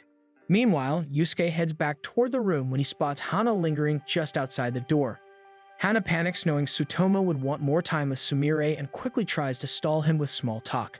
She begins rambling about her excitement for the barbecue and even compliments Tsutomu's optimism and energy. Something about her words stirs Yusuke, who interrupts her. But instead of finishing his thought, he simply suggests that they rejoin the others. Back in the room, Tsutomu is frustrated that he still wasn't able to ask for Sumire's number. Before he can dwell on it, Yusuke suddenly proposes that they create a group chat so everyone can stay in touch. The class immediately agrees. Both Tsutomu and Sumire are secretly pleased, since it means they finally have their crush's number. Hana, however, decides to opt out, saying she only uses email. Sumire kindly offers to contact her if anything comes up. Eventually, the group goes their separate ways. Before leaving, Tsutomu tells Hana to stay behind and admits that he is planning to confess to Sumire on the day of the barbecue. At home, Hana reflects on everything. She always thought scenes like this only existed in shoujo manga and games, yet now she is caught in the middle of one. But then she remembers Tsutomu's earlier request to keep Yusuke away from Sumire so his confession could go smoothly. Her mother appears just then, showing her a batch of rice balls with pickled plums she prepared for Hana's classmates. Hana pales, already dreading all the socializing she will need to do to hand them out. Meanwhile, at Tetsuo's place, his family pesters him about the barbecue trip, even teasing him about tagging along. Kizuki is there too, hanging out as usual. Suddenly, Tetsuo gets a message from Tsutomu telling him to wear black. Moments later, Yusuke arrives at the door, announcing that he's there to pick up Kizuki. The next day, Hana feels pleased with how the breeze moves near their chosen spot for the barbecue. She notices Yusuke setting up the grill and makes an attempt to approach him, but before she can, Sumire and Tsutomu rush over, full of excitement, and block her path. Hana steps back, quietly watching the three interact until Kizuki notices her and walks up. He reveals that he is joining them to observe people for his research project. Soon, more of their classmates begin arriving. Yusuke apologizes for his brother's sudden presence, but the group welcomes him easily, many even finding Kizuki adorable. Sumire, determined to use the opportunity, begins plotting to win Kizuki over so she can get closer to Yusuke. She tries to start a conversation, but Kizuki immediately walks past her and heads to Hana, demanding tea. Remembering their deal, Hana quickly complies, which earns Kizuki a smack from Yusuke. Sumire fumes as she realizes Hana already seems to be on friendly terms with Kizuki. When preparations for the barbecue begin, Hana makes sure to keep Yusuke busy and away from Sumire. Their classmates notice how closely she sticks by his side, and Hana starts worrying they might think she has feelings for him. The group, however, only asks if Yusuke is bossing her around. Yusuke immediately defends himself. With Yusuke distracted, Tsutomu signals to Hana that it's time to move forward with their plan. They exchange a series of strange hand signals, confusing Kizuki, who has been quietly observing them. Finally, they settle on an agreement. Tsutomu suggests dividing tasks. Sumire is placed in the preparation team while Hana and Yusuke are assigned to Frisbee. The rest of the class is free to help wherever needed. The Frisbee game begins, but Hana struggles to throw properly, sending the disc flying all over the place. Soon the entire Frisbee group chases after it. The cooking team can't help but watch with admiration at how much fun the others are having. Tsutomu tries to show off by lighting the grill but ends up embarrassing himself. Eventually, everyone enjoys the barbecue together. The group notices how close Kenta and Shinatsu seem, especially when Shinatsu helps wipe barbecue sauce off Kenta's face. Tsutomu, hoping for the same from Sumire, smears sauce on his own cheek, but Tetsuo simply hands him a wet tissue, forcing him to clean up himself. Kizuki finishes his report and announces he'll head home, but the group insists he stay. Kizuki looks at Yusuke, who gives him an approving smile, silently telling him it's fine to stay. After eating, Tsutomu announces the start of their recreational activity. The organizers, joined by Tetsuo, pull out water guns and goggles. Tsutomu grins and declares that everyone just needs to avoid getting wet till the end of the song. Kenta complains when the organizers recruit Tetsuo, but once Tsutomu announces that the prize will be Sumire's cookies, the other team quickly agrees to play. Soon, everyone arms themselves with water guns and starts spraying at one another. Amid the chaos, it doesn't go unnoticed that Kenta rushes to protect Shinatsu when she nearly gets hit by Tsutomu. Eventually, the organizers win. Tetsuo happily munches on the cookies while the others collapse onto the ground, sitting or lying down in exhaustion. Hana takes this as the perfect opportunity to bring out the rice balls she prepared. Before she can, Sumire steps forward with her own set of rice balls, offering them to everyone. The group lights up, happily accepting her food. As the others eat, Yusuke notices Hana slipping away toward the bags and quietly follows. He finds her trying to hide a small container of rice balls. When he asked about it, Hana explains that her mother had prepared them, but since there's already plenty of food, she plans to just eat them later at home. Yusuke smiles, insisting on trying one. Reluctantly, Hana hands him a rice ball. Nearby, Tsutomu catches sight of their interaction and thinks this is the perfect chance to score some of Sumire's homemade rice balls for himself. But when he turns toward her, he notices her gaze fixed elsewhere. Before he can act, Tetsuo casually takes a rice ball from Sumire, praising its taste. He even reaches for another, and Tsutomu marvels at how effortlessly Tetsuo interacts with her. Frustrated, Tsutomu rushes over and begins stuffing Sumire's rice balls into his mouth in an attempt to get her attention. He ends up overeating and soon feels sick. Hana approaches him as he lies down and offers stomach medicine. He accepts it, covering his face with his hat, and apologizes. He feels miserable and his plans keep falling apart despite Hana doing her part so well. He knows bitterly that Sumire never seems to notice him, and even when she does, it's always when he's making a fool of himself. He wonders if Hana secretly wants to laugh at him, but she quietly promises she won't. Her sincerity surprises him, and he swears that he'll work hard to become more manly and cool over the summer. Meanwhile, Kizuki continues jotting down his observations. At one point, he pauses and notices Yusuke watching Hana and Tsutomu with a thoughtful gaze. As evening settles in, Tsutomu regains his usual energy. But during preparations for fireworks, Hana accidentally trips and spills water all over the fireworks they were supposed to light. Horrified, she quickly gets up and apologizes profusely. Her classmates, however, are more concerned about her well-being. Noticing a scratch on her arm, they instruct her to wash it properly and reassure her not to worry since fireworks can always be done another time. While most of the set is ruined, they realize that the sparklers are still usable. The group tries to make the best of it, but Yusuke grows distracted, wondering why Hana hasn't returned yet. Kizuki hands him 2 sparklers he discovered to still be intact. Meanwhile, Hana sits at a distance, watching the group from afar.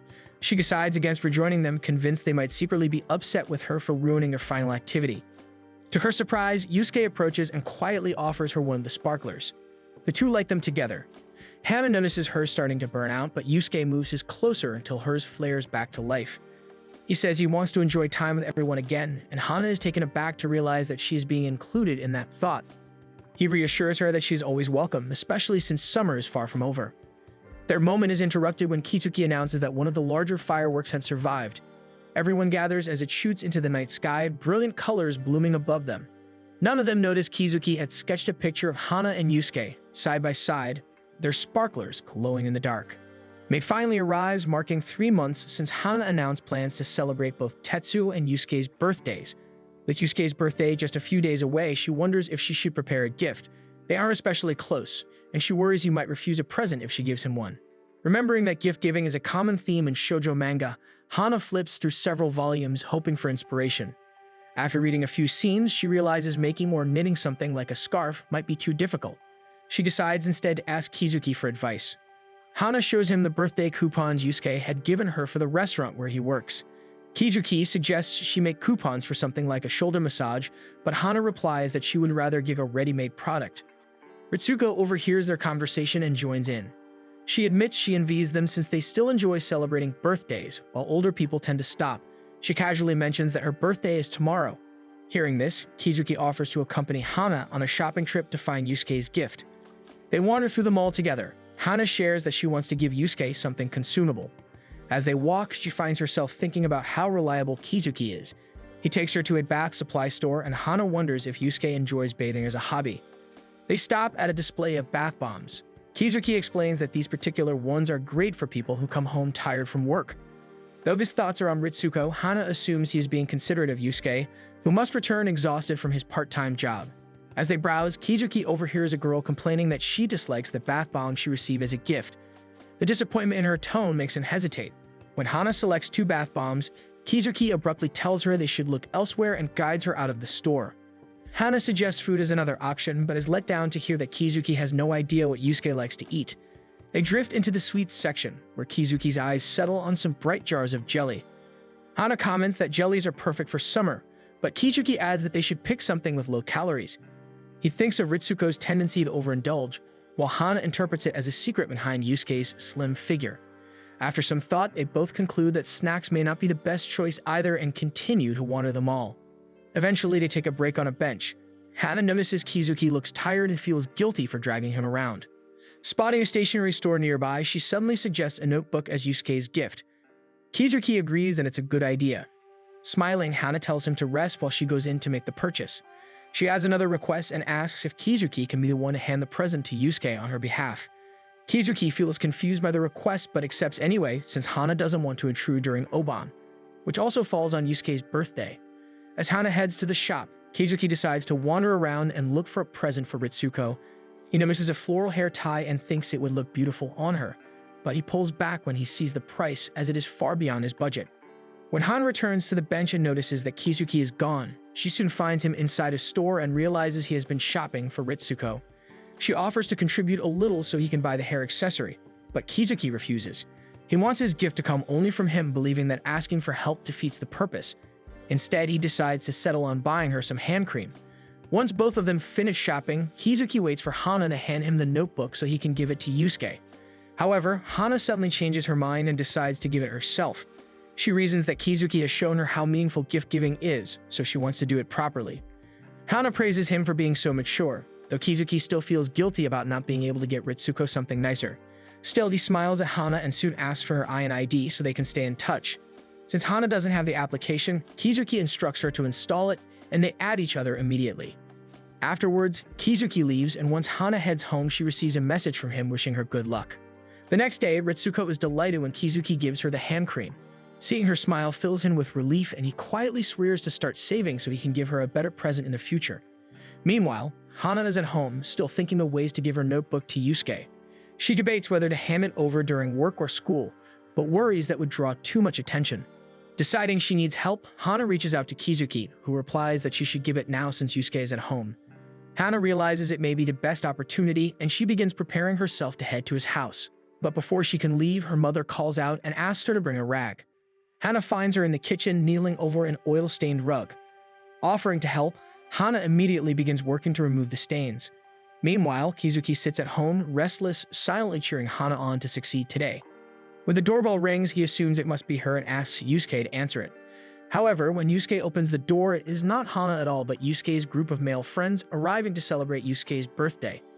Kizuki feels upset that Yusuke didn't tell him about his plans and decides to let Hana know about the setback. Meanwhile, Hana is already on her way to their house but notices a wallet on the ground. She hesitates, debating whether to ignore it or take it to the police station. Her conscience wins out, reminding her that Yusuke would probably do the right thing in this situation. With that in mind, she picks up the wallet and heads for the police station. Back at Yusuke's, the celebration continues as he begins opening gifts.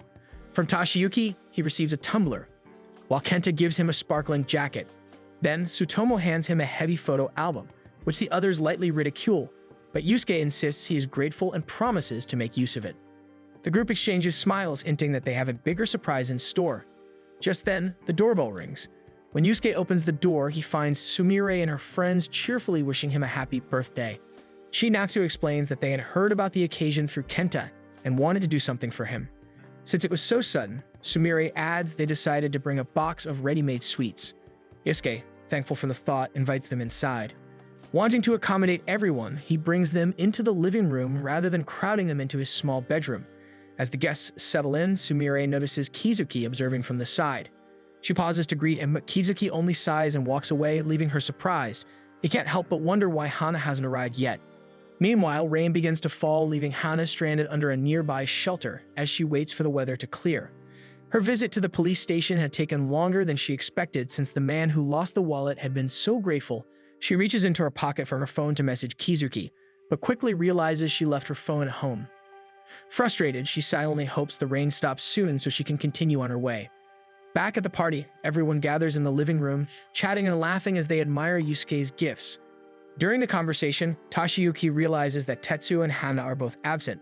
Yusuke explains that Tetsuo usually returns to his hometown during Oban. The girls then mention that they hadn't been able to contact Hana since the celebration was arranged so suddenly. Tsutomu suddenly remembers that Sumire has Hana's number and asks her to contact Hana, encouraging her to wish Yusuke a happy birthday. Though outwardly smiling, Sumire secretly hesitates. She doesn't want to help Hana and Yusuke grow closer. She offers to call since she's in front of a lot of people. Everyone waits as the phone rings, but after several rings, it becomes clear that Hana isn't going to answer. The room grows quiet until Tsutomu apologizes for souring the mood. Yusuke brushes it off, assuring him that it's fine.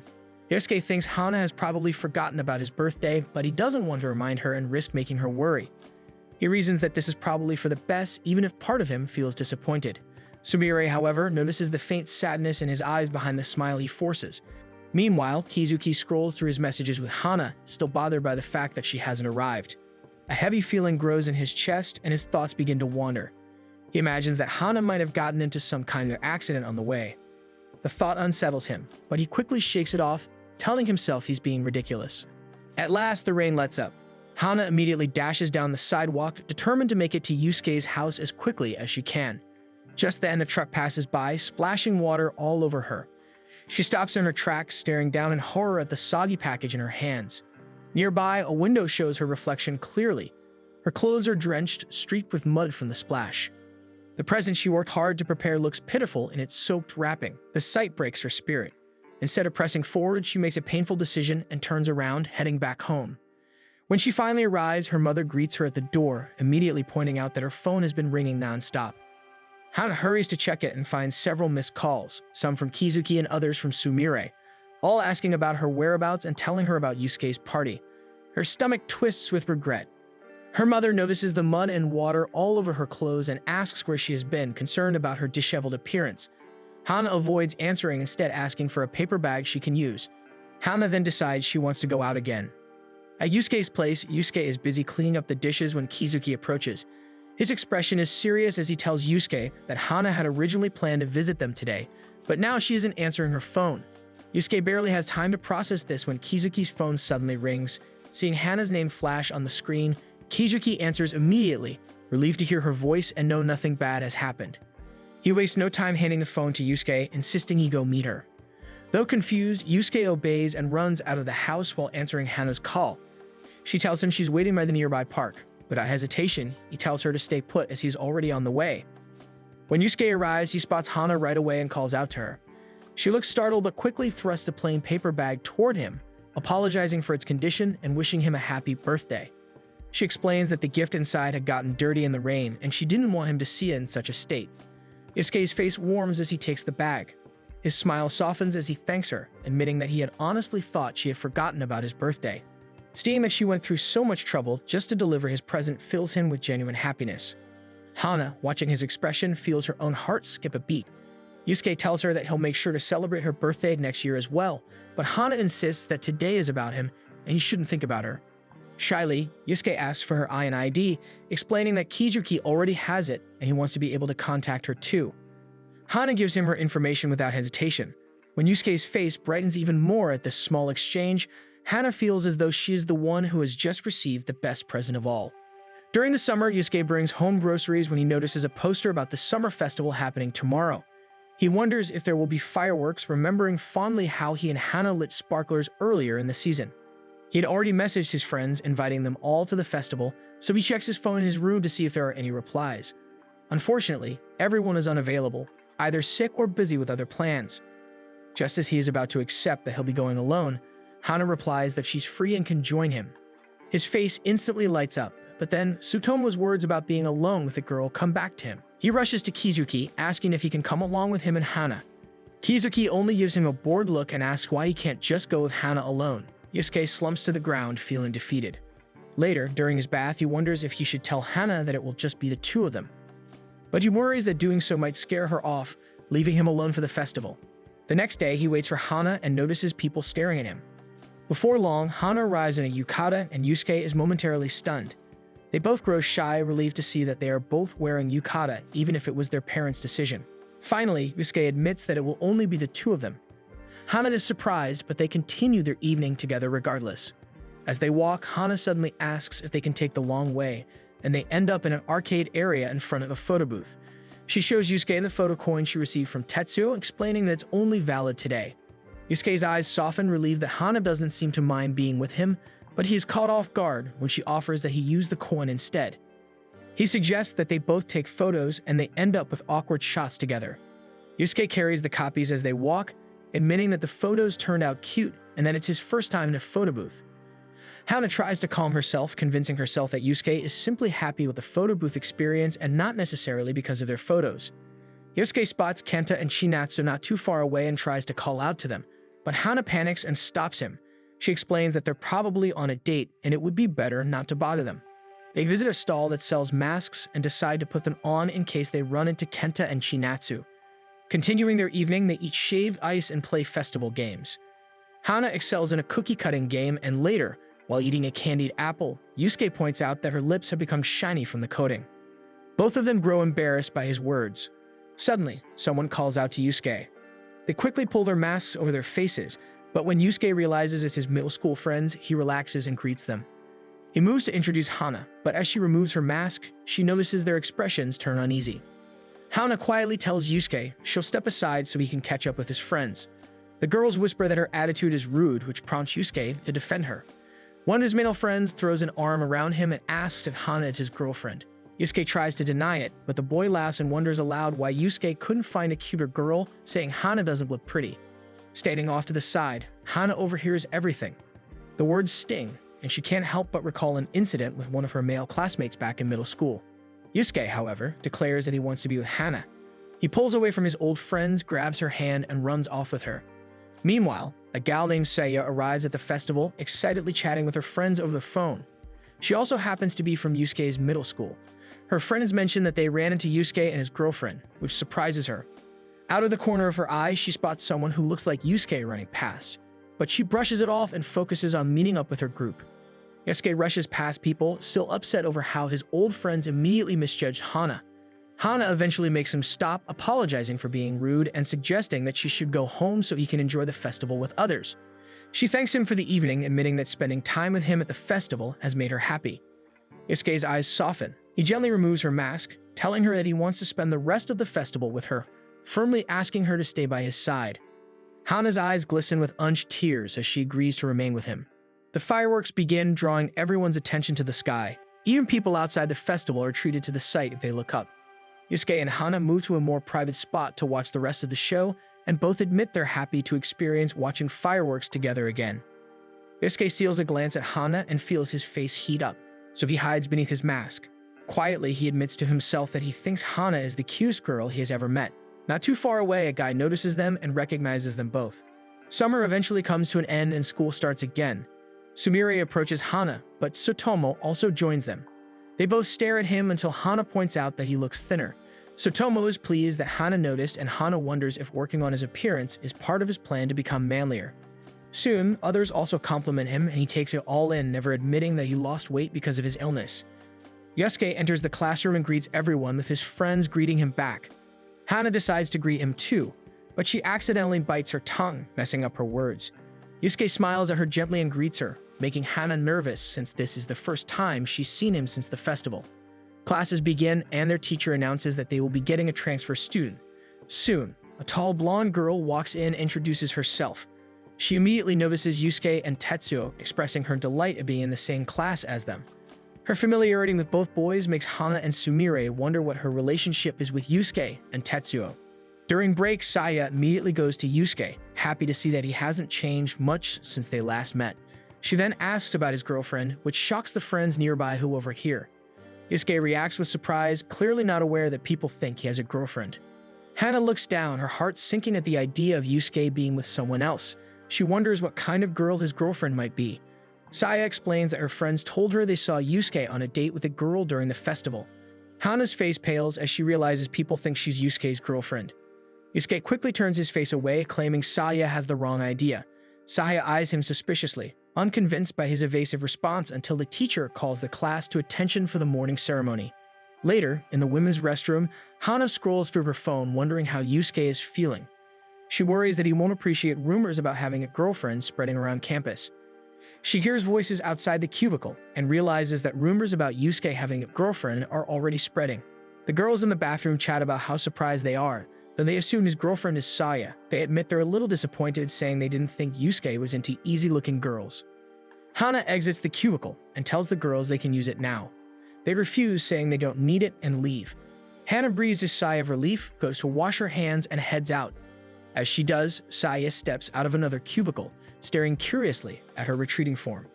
After school, Tsutomu puts on a detective hat, claiming his mission is to uncover who Yusuke's girlfriend is. He invites Hana to join him, but she declines, saying Yusuke already explained it was a misunderstanding, and as his friend, Tsutomu should believe him. Tsutomu argues that, as his friend, he's also curious about this mystery girlfriend. Saya overhears their conversation and decides to join in. After a brief introduction, she insists they call her by her nickname. Tsutomu and Hana find her overly friendly, and Tsutomu worries she might be too much for them to handle. Spotting Sumire nearby, he invites her to join, and she readily agrees since she's also curious about the rumored girlfriend. Hana, however, feels this whole situation will end well. Together, they head to the station. Tsutomu suggests hailing Yusuke, or at least finding out what he did during the summer festival. To their surprise, Saya says she heard from her friends that Yusuke went to the arcade with a girl, and she proudly shows them her group chat about it. The three are shocked to learn Saya is so well connected. Saya adds that she's surprised Yusuke also chose a romantic spot at the festival, noting that many couples are seen there. Tsutomu feels betrayed, remembering how Yusuke once claimed to know nothing about romance, yet suddenly over the summer he's acting like an expert. In his mind, he pictures Yusuke fixing a girl's sandals and charming her into going to his place. Sumire is filled with regret. If she hadn't been busy that day, she could have been the one beside Yusuke. She imagines what he might have said to her, sinking deeper into her own regret. Noticing her pale expression, Saya asks if she's alright, but Sumire brushes it off as the heat. Worried, Hana immediately buys a drink from the vending machine and hands it to her, and Sumire accepts it gratefully. Tsutomu wants to learn more about the girl, so he asks Saya if her friends had given her any other details. Saya recalls that they mentioned the girl looked like a parlor child. Slowly, their eyes drift toward Hana. They end up spying on Yusuke while he works with Sumire and Hana distracted by a cat. Meanwhile, Saya and Tsutomu peer through the window, hoping to spot a girl who matches the description. Tsutomu takes the chance to ask Saya about her relationship with Yusuke, but she refuses to answer, claiming it's a secret. They regroup with Sumire and Hana, reporting that they didn't see anyone fitting the description. Deciding they might get caught if they linger, they all move away from the area. Hana feels relieved, thinking it seems no one will discover that she was the one who went out with Yusuke during the festival. However, they bump into Kizuki, who is running errands for the flower shop. Saya instantly recognizes him and asks if he knows who Yusuke went out with during the summer festival. Hana pales, hoping Kizuki will take the hint and keep quiet. Instead, Kizuki bluntly says he knows Yusuke went out with Hana that evening. Hana freezes in place since her secret is now out. As Kizuki leaves to return to work, she slowly turns to the group, bows, and admits that she is the girl. Tsutomu is shocked that it was her all along, and Sumire asks how she managed to get Yusuke's number. Hana apologizes, explaining it wasn't a date at all. Yusuke had invited everyone, but since they were all busy, it ended up being just the two of them. Saya studies her closely, recalling the conversation she overheard in the women's restroom. She realizes Yusuke's type is actually Hana, remembering she had also seen them at the festival. Her mood brightens and she decides to treat everyone to drinks, even giving Hana a cute nickname. Hana is shocked by her sudden friendliness again, but also finds her dazzling and amazing. The next day at school, Hana spots Saya in the restroom putting on makeup. She admires her, thinking she looks so mature. Saya notices Hana watching and wonders aloud if she's interested in makeup. Without waiting for an answer, she offers to do Hana's makeup and begins working on her face. But the more she applies, the more nervous she grows. When she finally stops, she apologizes. Hana looks in the mirror and sees her face caked with makeup that doesn't suit her. One day at school, Saya approaches Yusuke and compliments him on how much more mature he seems since they last met. Seeing Yusuke grow uncomfortable, Tsutomu steps in and offers his own thoughts on what Yusuke's time with Hana might have meant. Yusuke tries once more to explain that nothing special happened when he went to the festival with Hana, only the usual things one would do there. But his expression lingers as he recalls watching the fireworks with her. His face reddens and both Saya and Tsutomu take notice. Nearby, Sumire stands frozen by the door, listening to their conversation. When her classmates greet her, she quickly fixes her expression into a sweet smile and makes her way to her seat. Once there, she scolds herself for not taking the chance to grow closer to Yusuke during the summer. She remembers Saya's words and begins to think they might hold the key to Yusuke's heart. Looking over at Saya and the boys, she recalls her saying that Yusuke likes nice and great girls. With determination in her eyes, she decides to become Yusuke's type so she can be perfect for him. Throughout the morning, Sumire puts effort into being extra kind to her classmates. Tetsuo notices the sudden change and grows suspicious. She keeps up the act until lunch break, proud of herself for maintaining it. But Yusuke doesn't seem to notice her gestures at all, leaving her irritated. Frustrated, she grumbles under her breath as she steps out to wash her handkerchief. There she sees Tetsuo washing his chopsticks beside her. He casually comments on her recent behavior, comparing her to a cat trying to get attention. Before Sumire can argue back, Saida comes around the corner, apologizing for bumping into Tetsuo earlier and offering a peace gesture. Saya notices Sumire and greets her warmly before turning to happily chat with Tetsuo. Sumire observes them closely, noting how friendly Saya is with him, and begins to wonder if Saya might actually like Tetsuo. Wanting his attention, Sumire speaks up, telling Tetsuo not to worry about her, then abruptly leaves, leaving him confused. By the end of the school day, Sumire feels dejected since Yusuke hardly noticed her all day. As she walks, she overhears Hana agreeing to take on more jobs for the beautification committee, which prompts her to approach her. Sumire offers to help Hana, already knowing that if she lends a hand, others will see her as a good girl. She imagines this will improve her image in Yusuke's eyes. To her surprise, however, Hana explains that their task is simply to pick up trash around the school that day. Though she responds with enthusiasm, inwardly, Sumire feels disappointed. She had pictured herself looking cute while tending to the flowers, but picking up litter feels far less appealing. Even so, she forces a cheerful smile and gets to work. As the two of them move through the school grounds, other students begin to notice their efforts. Several stop to compliment Sumire on her hard work. With every kind word, she feels a swell of pride, her chest growing lighter as the praise piles up. For once, she feels as though her good girl image is being recognized. While they continue their task, she and Hana chat lightly. It is Hana who first notices Tetsuo nearby practicing with his sports team. Sumire immediately panics and hides herself in the bushes. Hana, realizing what happened, checks on her. Aware of Sumire's dislike for bugs, she gently looks at Sumire's clothes to make sure nothing is on them. A simple act of kindness catches Sumire off guard, making her think how kind Hana is. Not long after, Yusuke and Tsutomu arrive, noticing the girls hard at work. They approach, curious about what they are doing. Sumire beams with pride as she announces that they are picking up trash as part of the beautification committee. Wanting to reward their efforts, Tsutomu quickly declares that he and Yusuke will buy the girls some drinks. Without hesitation, he rushes off, determined to get Sumire something refreshing. Yusuke lingers behind, turning to Hana to ask what she would like. She shyly admits she will leave the choice to him, and Yusuke seems pleased to have her trust, saying that he'll buy her a soda. Once he heads off, Sumire feels a sharp sting of jealousy. Bitterness rises in her chest. She mutters that Hana is unfair, confusing Hana with the sudden remark. Realizing that she has let her jealousy slip, Sumire quickly excuses herself and runs off. At a nearby park, she sits to collect her thoughts. Loneliness weighs heavily on her as she realizes she has no one to confide in. To her surprise, Tetsuo suddenly appears. Tetsuo tells her that he can listen if she wants to talk, but reassures her that it is fine if she doesn't. Still, he advises her to head home since it will be dark soon. Against his expectations, Sumire asks him to stay. Reluctantly, she admits she needs someone to hear her out. The two talk, and Tetsuo advises her that the best thing she can do is call Hana and apologize. Sumire fidgets nervously with her phone, hesitant to act. With a sigh, Tetsuo plucks it from her hand and dials Hana's number, leaving her no chance to back down.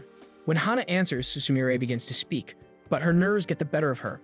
Tetsuo starts to move away to give her privacy, only to feel Sumire's hand clutching at his sleeve, silently asking him to stay by her side. Gathering her courage, Sumire apologizes to Hana, admitting she was jealous. But instead of confessing the true reason, she blurts out that she was jealous because she also wanted the soda Yusuke had offered. The flimsy excuse makes Tetsuo stifle his laughter beside her. On the other end of the call, Hana feels relieved. She accepts Sumire's explanation, glad that it was nothing serious, and reassures her that they are still friends. After the call ends, Tetsuo remarks that the issue seems at least settled for now. Sumire instructs Tetsuo not to tell Saya, pointing out that she already seems aware of their relationship because of the nickname she uses for him. Tetsuo looks confused and explains that Saya has been giving nicknames to everyone, so it isn't anything special. Realizing her mistake, Sumire's face burns with embarrassment for assuming otherwise. She moves to leave, but before she does, Tetsuo tells her simply that she is better off just being herself. The next day, Hana approaches Sumire with a bottle of soda, explaining that it was leftover from yesterday. Sumire smiles at the thoughtfulness and accepts it, only to discover that Yusuke's favorite soda is spicier than she expected. A few days later, the class begins excitedly discussing their plans for the Snow White play. To make it more interesting, they decide that the roles will be reversed. Hana, not wanting much attention, quietly sets her eyes on a minor role, hoping to stay as inconspicuous as possible so no one will assign her anything larger. Unexpectedly, the class volunteers Sumire to play the role of the prince, and everyone quickly agrees. Tsutomu briefly considers volunteering himself as Snow White for the chance to kiss her, but Saya suggests Tashiyuki instead. Tashiyuki immediately refuses, explaining that he already has a girlfriend. Most of the boys want to volunteer for the role of Snow White in order to be paired with Sumire, everyone except Yusuke, who dreads the idea of memorizing too many lines. Since no one officially speaks up, the class decides to draw lots. In the end, Yusuke is chosen for the role. Sumire is thrilled, her face lighting up with excitement. Saya happily offers to handle his makeup, while Hana feels a faint disappointment. She quietly reminds herself that she only wants a minor role or to work backstage anyway. Preparations soon begin, but by lunchtime, Yusuke is unexpectedly approached by a student from another class. He asks him to become the lead vocalist for a school band performing at the festival. Yusuke quickly refuses, insisting that he isn't good at singing, and instead volunteers Tsutomu. Tsutomu eagerly accepts, excited by the idea of gaining popularity. The male student is grateful but still insists that Yusuke at least join as their guitarist. He promises to give him easy parts, and though reluctant, Yusuke agrees. Tsutomu reassures him that they can manage it, and the students happily thank them both. By the end of the day, Hana stays behind with some of her classmates to work on their class poster. Before long, they are informed that they need to leave because a storm is approaching. The girls decide to leave the panel outside under the roof, not wanting to bring it inside and risk the classroom smelling of paint. Once they leave, Hana heads out as well.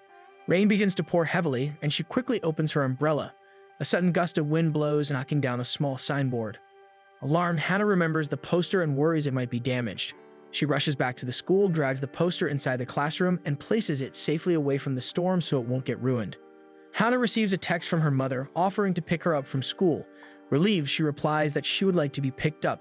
Just as she sends the message, the power suddenly goes out, plunging the school into complete darkness. Startled, she drops her phone and struggles to find it on the floor. When the classroom door suddenly slides open, she screams. A familiar voice quickly reassures her that it is only Yusuke. He explains that he had noticed light coming from the classroom and came to investigate. Seeing how shaken Hana is, he suggests they wait together until the power returns. Hana tries to brush it off and insists she is fine, but Yusuke remains by her side. To pass the time, they chat idly about the upcoming school festival. Yusuke shares that he was asked to play guitar in a band with Tsutomu chosen as the lead vocalist. Hana, both surprised and charmed by the thought of Yusuke on stage, voices her concern since he is already playing the lead role in their class play. Yusuke admits it will be a challenge, but says he wants to give his best in both roles so everyone can enjoy themselves. He then confesses that memorizing lines for Snow White has been difficult, though he's inspired by Sumire, who has already mastered her lines and has been helping him. Hana listens quietly, but disappointment washes over her. She tells herself that the play is in good hands as long as Yusuke and Sumire are the leads. She tries to add a compliment about their pairing, but before she can continue, she sneezes. Yusuke immediately grows concerned and offers her his sweater. Before Hana can protest, he takes it off and insists that she take it, leaving her no choice but to accept it. Warmth spreads through her chest, and though she feels happy, she also grows conflicted. Her face heats up, and she silently thanks the darkness for hiding her expression. Then a new fear sets in because she realizes that once the power comes back, Yusuke will see how red she is. Panicked, she blurts out that she should head home right away. In her rush, she trips over a marker on the floor. Yusuke lunges forward and catches her just as the lights suddenly flicker back on. For a brief moment, Hana notices how close they are, her heart racing. Embarrassed, she pulls away quickly, apologizes, and bolts out of the room, leaving Yusuke both confused and flustered. Moments later, their teacher steps inside and notices Yusuke still there with his face red. Calling out to him, the teacher pulls him back to reality. Yusuke looks out the window at the now clear sky, while at the same time, Hana approaches her mother's car, wondering nervously how they will face each other on Monday. When the day of the festival finally arrives, Yusuke walks down the empty, decorated halls. His phone buzzes with a message from Saya, reminding him that she will arrive soon to start on his makeup. As he heads toward his classroom, he notices the signboard Hana and his classmates had made. Just then, a voice catches his attention. Curious, he peeks inside the classroom and sees Hana practicing. Mid-line, she turns and freezes, horrified to realize that Yusuke has caught her in yet another embarrassing situation. Hana's class prepares for their play and Saya beams with pride at her makeup skills, which have completely transformed Yusuke into Snow White. The class marvels at both his and Sumire's striking appearances. From the back, Hana quietly watches as her classmates fawn over them. Saya approaches and offers to do Hana's makeup, even though she is only part of the backstage crew. This time, Saya promises a more natural look compared to her previous attempt. When she finishes, Yusuke walks over and immediately notices Hana's glossy lips. Assuming she had eaten something oily, he comments on it, much to Saya's frustration. The play begins, and the audience bursts into laughter and delight at the gender-swapped casting. The boys play all the female characters, while the girls take on the male roles. When Yusuke makes his first appearance, the female students in the crowd are enchanted by how pretty he looks as Snow White. Despite his many appearances, Yusuke's lines remain minimal, often only single words. Saya compliments her classmate who wrote the script, admitting that it still flows well even with Snow White's limited dialogue. The highlight of the performance arrives when Sumire, as the prince, delivers her lines with confidence and charm. The audience is left in awe as she leans down to kiss Snow White, completing the climactic scene. After the play, the class gathers in their room, praising each other for their efforts during the morning show. Toshiyuki's girlfriend, Yumi, drops by to compliment them on the entertaining play. She knows how good Yusuke and Sumire look in their roles, admitting that the play is really fun to watch. Toshiyuki asks Yumi if they can explore the festival together since they still have time before the next performance. Shinatsu and Kenta decide to head out as well. Sumire tries to seize the chance to invite Yusuke to spend their break together, but before she can, Saya quickly suggests they check out the Juno Club's cafe. Sumire, caught off guard, agrees by default. Left on their own, Yusuke and Tsutomu decide to grab lunch together. As they wander the festival, Yusuke can't help but notice couples everywhere. They stop at a takoyaki cafe where Tsutomu casually brings up the fake kissing scene with Sumire. He asks if Yusuke felt nervous being so close, but Yusuke replies that he didn't feel nervous as his eyes were closed, so he never realized how near their faces actually were. Still, as he answers, Yusuke recalls the storm and how nervous he had felt when he was alone with Hana. Before he can dwell on the thought, Tsutomu spots Hana walking by with a crying child. Concerned, Yusuke immediately abandons his food and rushes after her, leaving Tsutomu behind. Yusuke finally finds Hana and asks what is wrong. Hana reveals the crying child in front of her. The little girl explains through sobs that she has gotten lost and cannot find her mother. Yusuke crouches to her level and gently promises to help. The child's cries calm down when she gets a better look at him, mistaking him for an actual princess. Playing along, Yusuke raises his voice to a higher pitch and pretends to be the real Snow White, promising to help her find her mother. Hana's shoulders shake as she tries to hold back laughter at the sight. Instead of feeling insulted or embarrassed, Yusuke finds himself admiring her for being so lighthearted, even in such a moment. It doesn't take long before they reunite the child with her mother. Hana thanks Yusuke for his help, but before they can continue, Yusuke hears a familiar voice. He turns and sees Shinya, a co-worker of his. Hana greets him timidly, surprising Yusuke, who learns that Hana and Shinya were classmates back in middle school. The girl next to Shinya introduces herself as Rina. She clarifies with a smile that she is only Shinya's friend and makes a point of saying she is completely available. When she moves a little closer toward Yusuke, he grows slightly nervous under her attention. Later, during the final act of the play, Yusuke finds his mind drifting back to Shinya and Rina. Their presence together lingers in his thoughts, and he begins to wonder uneasily if Shinya and Hana might once have been more than friends. The idea of Hana with someone else unsettles him so much that, in the middle of his scene, he suddenly bolts upright from his sleep, completely throwing the entire play off course. The audience gasps in confusion, but Tsutomu quickly covers for him, ad-libbing that Snow White had simply woken from a nightmare. With help from the narrator and the rest of the cast, they adjust the scene to suggest that Snow White had fallen for the prince at first sight. The improvisation saves the performance, but the change leaves Sumire quietly uneasy. Afterward, Yusuke and Sumire are tasked with ensuring all props are returned. Sumire heads back to the classroom early, claiming she's already done her share. She notices how distracted Yusuke seems and decides to confront him. Worried, she asks if she was the reason he messed up the ending. Yusuke quickly assures her it wasn't her fault, explaining that his mind was simply elsewhere. He admits that he wants more people to see how wonderful Hana is, but also confesses his fear of her attracting too much attention. Understanding the weight of his words, Sumire tries to offer her advice, but then she decides to do something else. She confesses her love for him and asks if she can be his girlfriend. When Yusuke remains silent, his expression unreadable, Sumire falters. Apologizing for her outburst, she asks him to forget her confession and abruptly leaves. Yusuke calls out for Sumire to come back, but it is already too late. He had wanted to explain that he was only surprised by her sudden confession, not annoyed. Yet even as he watches her leave, he admits to himself that he doesn't know the right words to properly convey what he feels. The next morning, Sumire wakes up with a sinking heart, convinced she has ruined her chances with Yusuke by confessing at the wrong time. Her mother's call snaps her back to reality, and she hurries to get ready for school. When she nears the gates, she spots Yusuke standing outside. She tries to convince herself that he isn't waiting for her. But just as she attempts to walk past him, Yusuke calls out to her. Fearing rejection, she quickly makes an excuse and rushes inside before he can say more. In the classroom, the class gathers to do a read-over of the script, but Yusuke tries to approach her again. Sumire deflects, insisting that he should get changed and join rehearsals. Later, when Yusuke returns in full costume, he makes another attempt to talk, but Sumire dodges once more, urging him to focus on practice. Dodging unwanted situations has always been her specialty. But during the performance, when Snow White opens her eyes, she blanks and forgets her line until Tsutomu whispers it to her. Her delivery comes out wrong, and she immediately realizes she has made a mistake. After the play, Sumire apologizes to the class for her poor performance.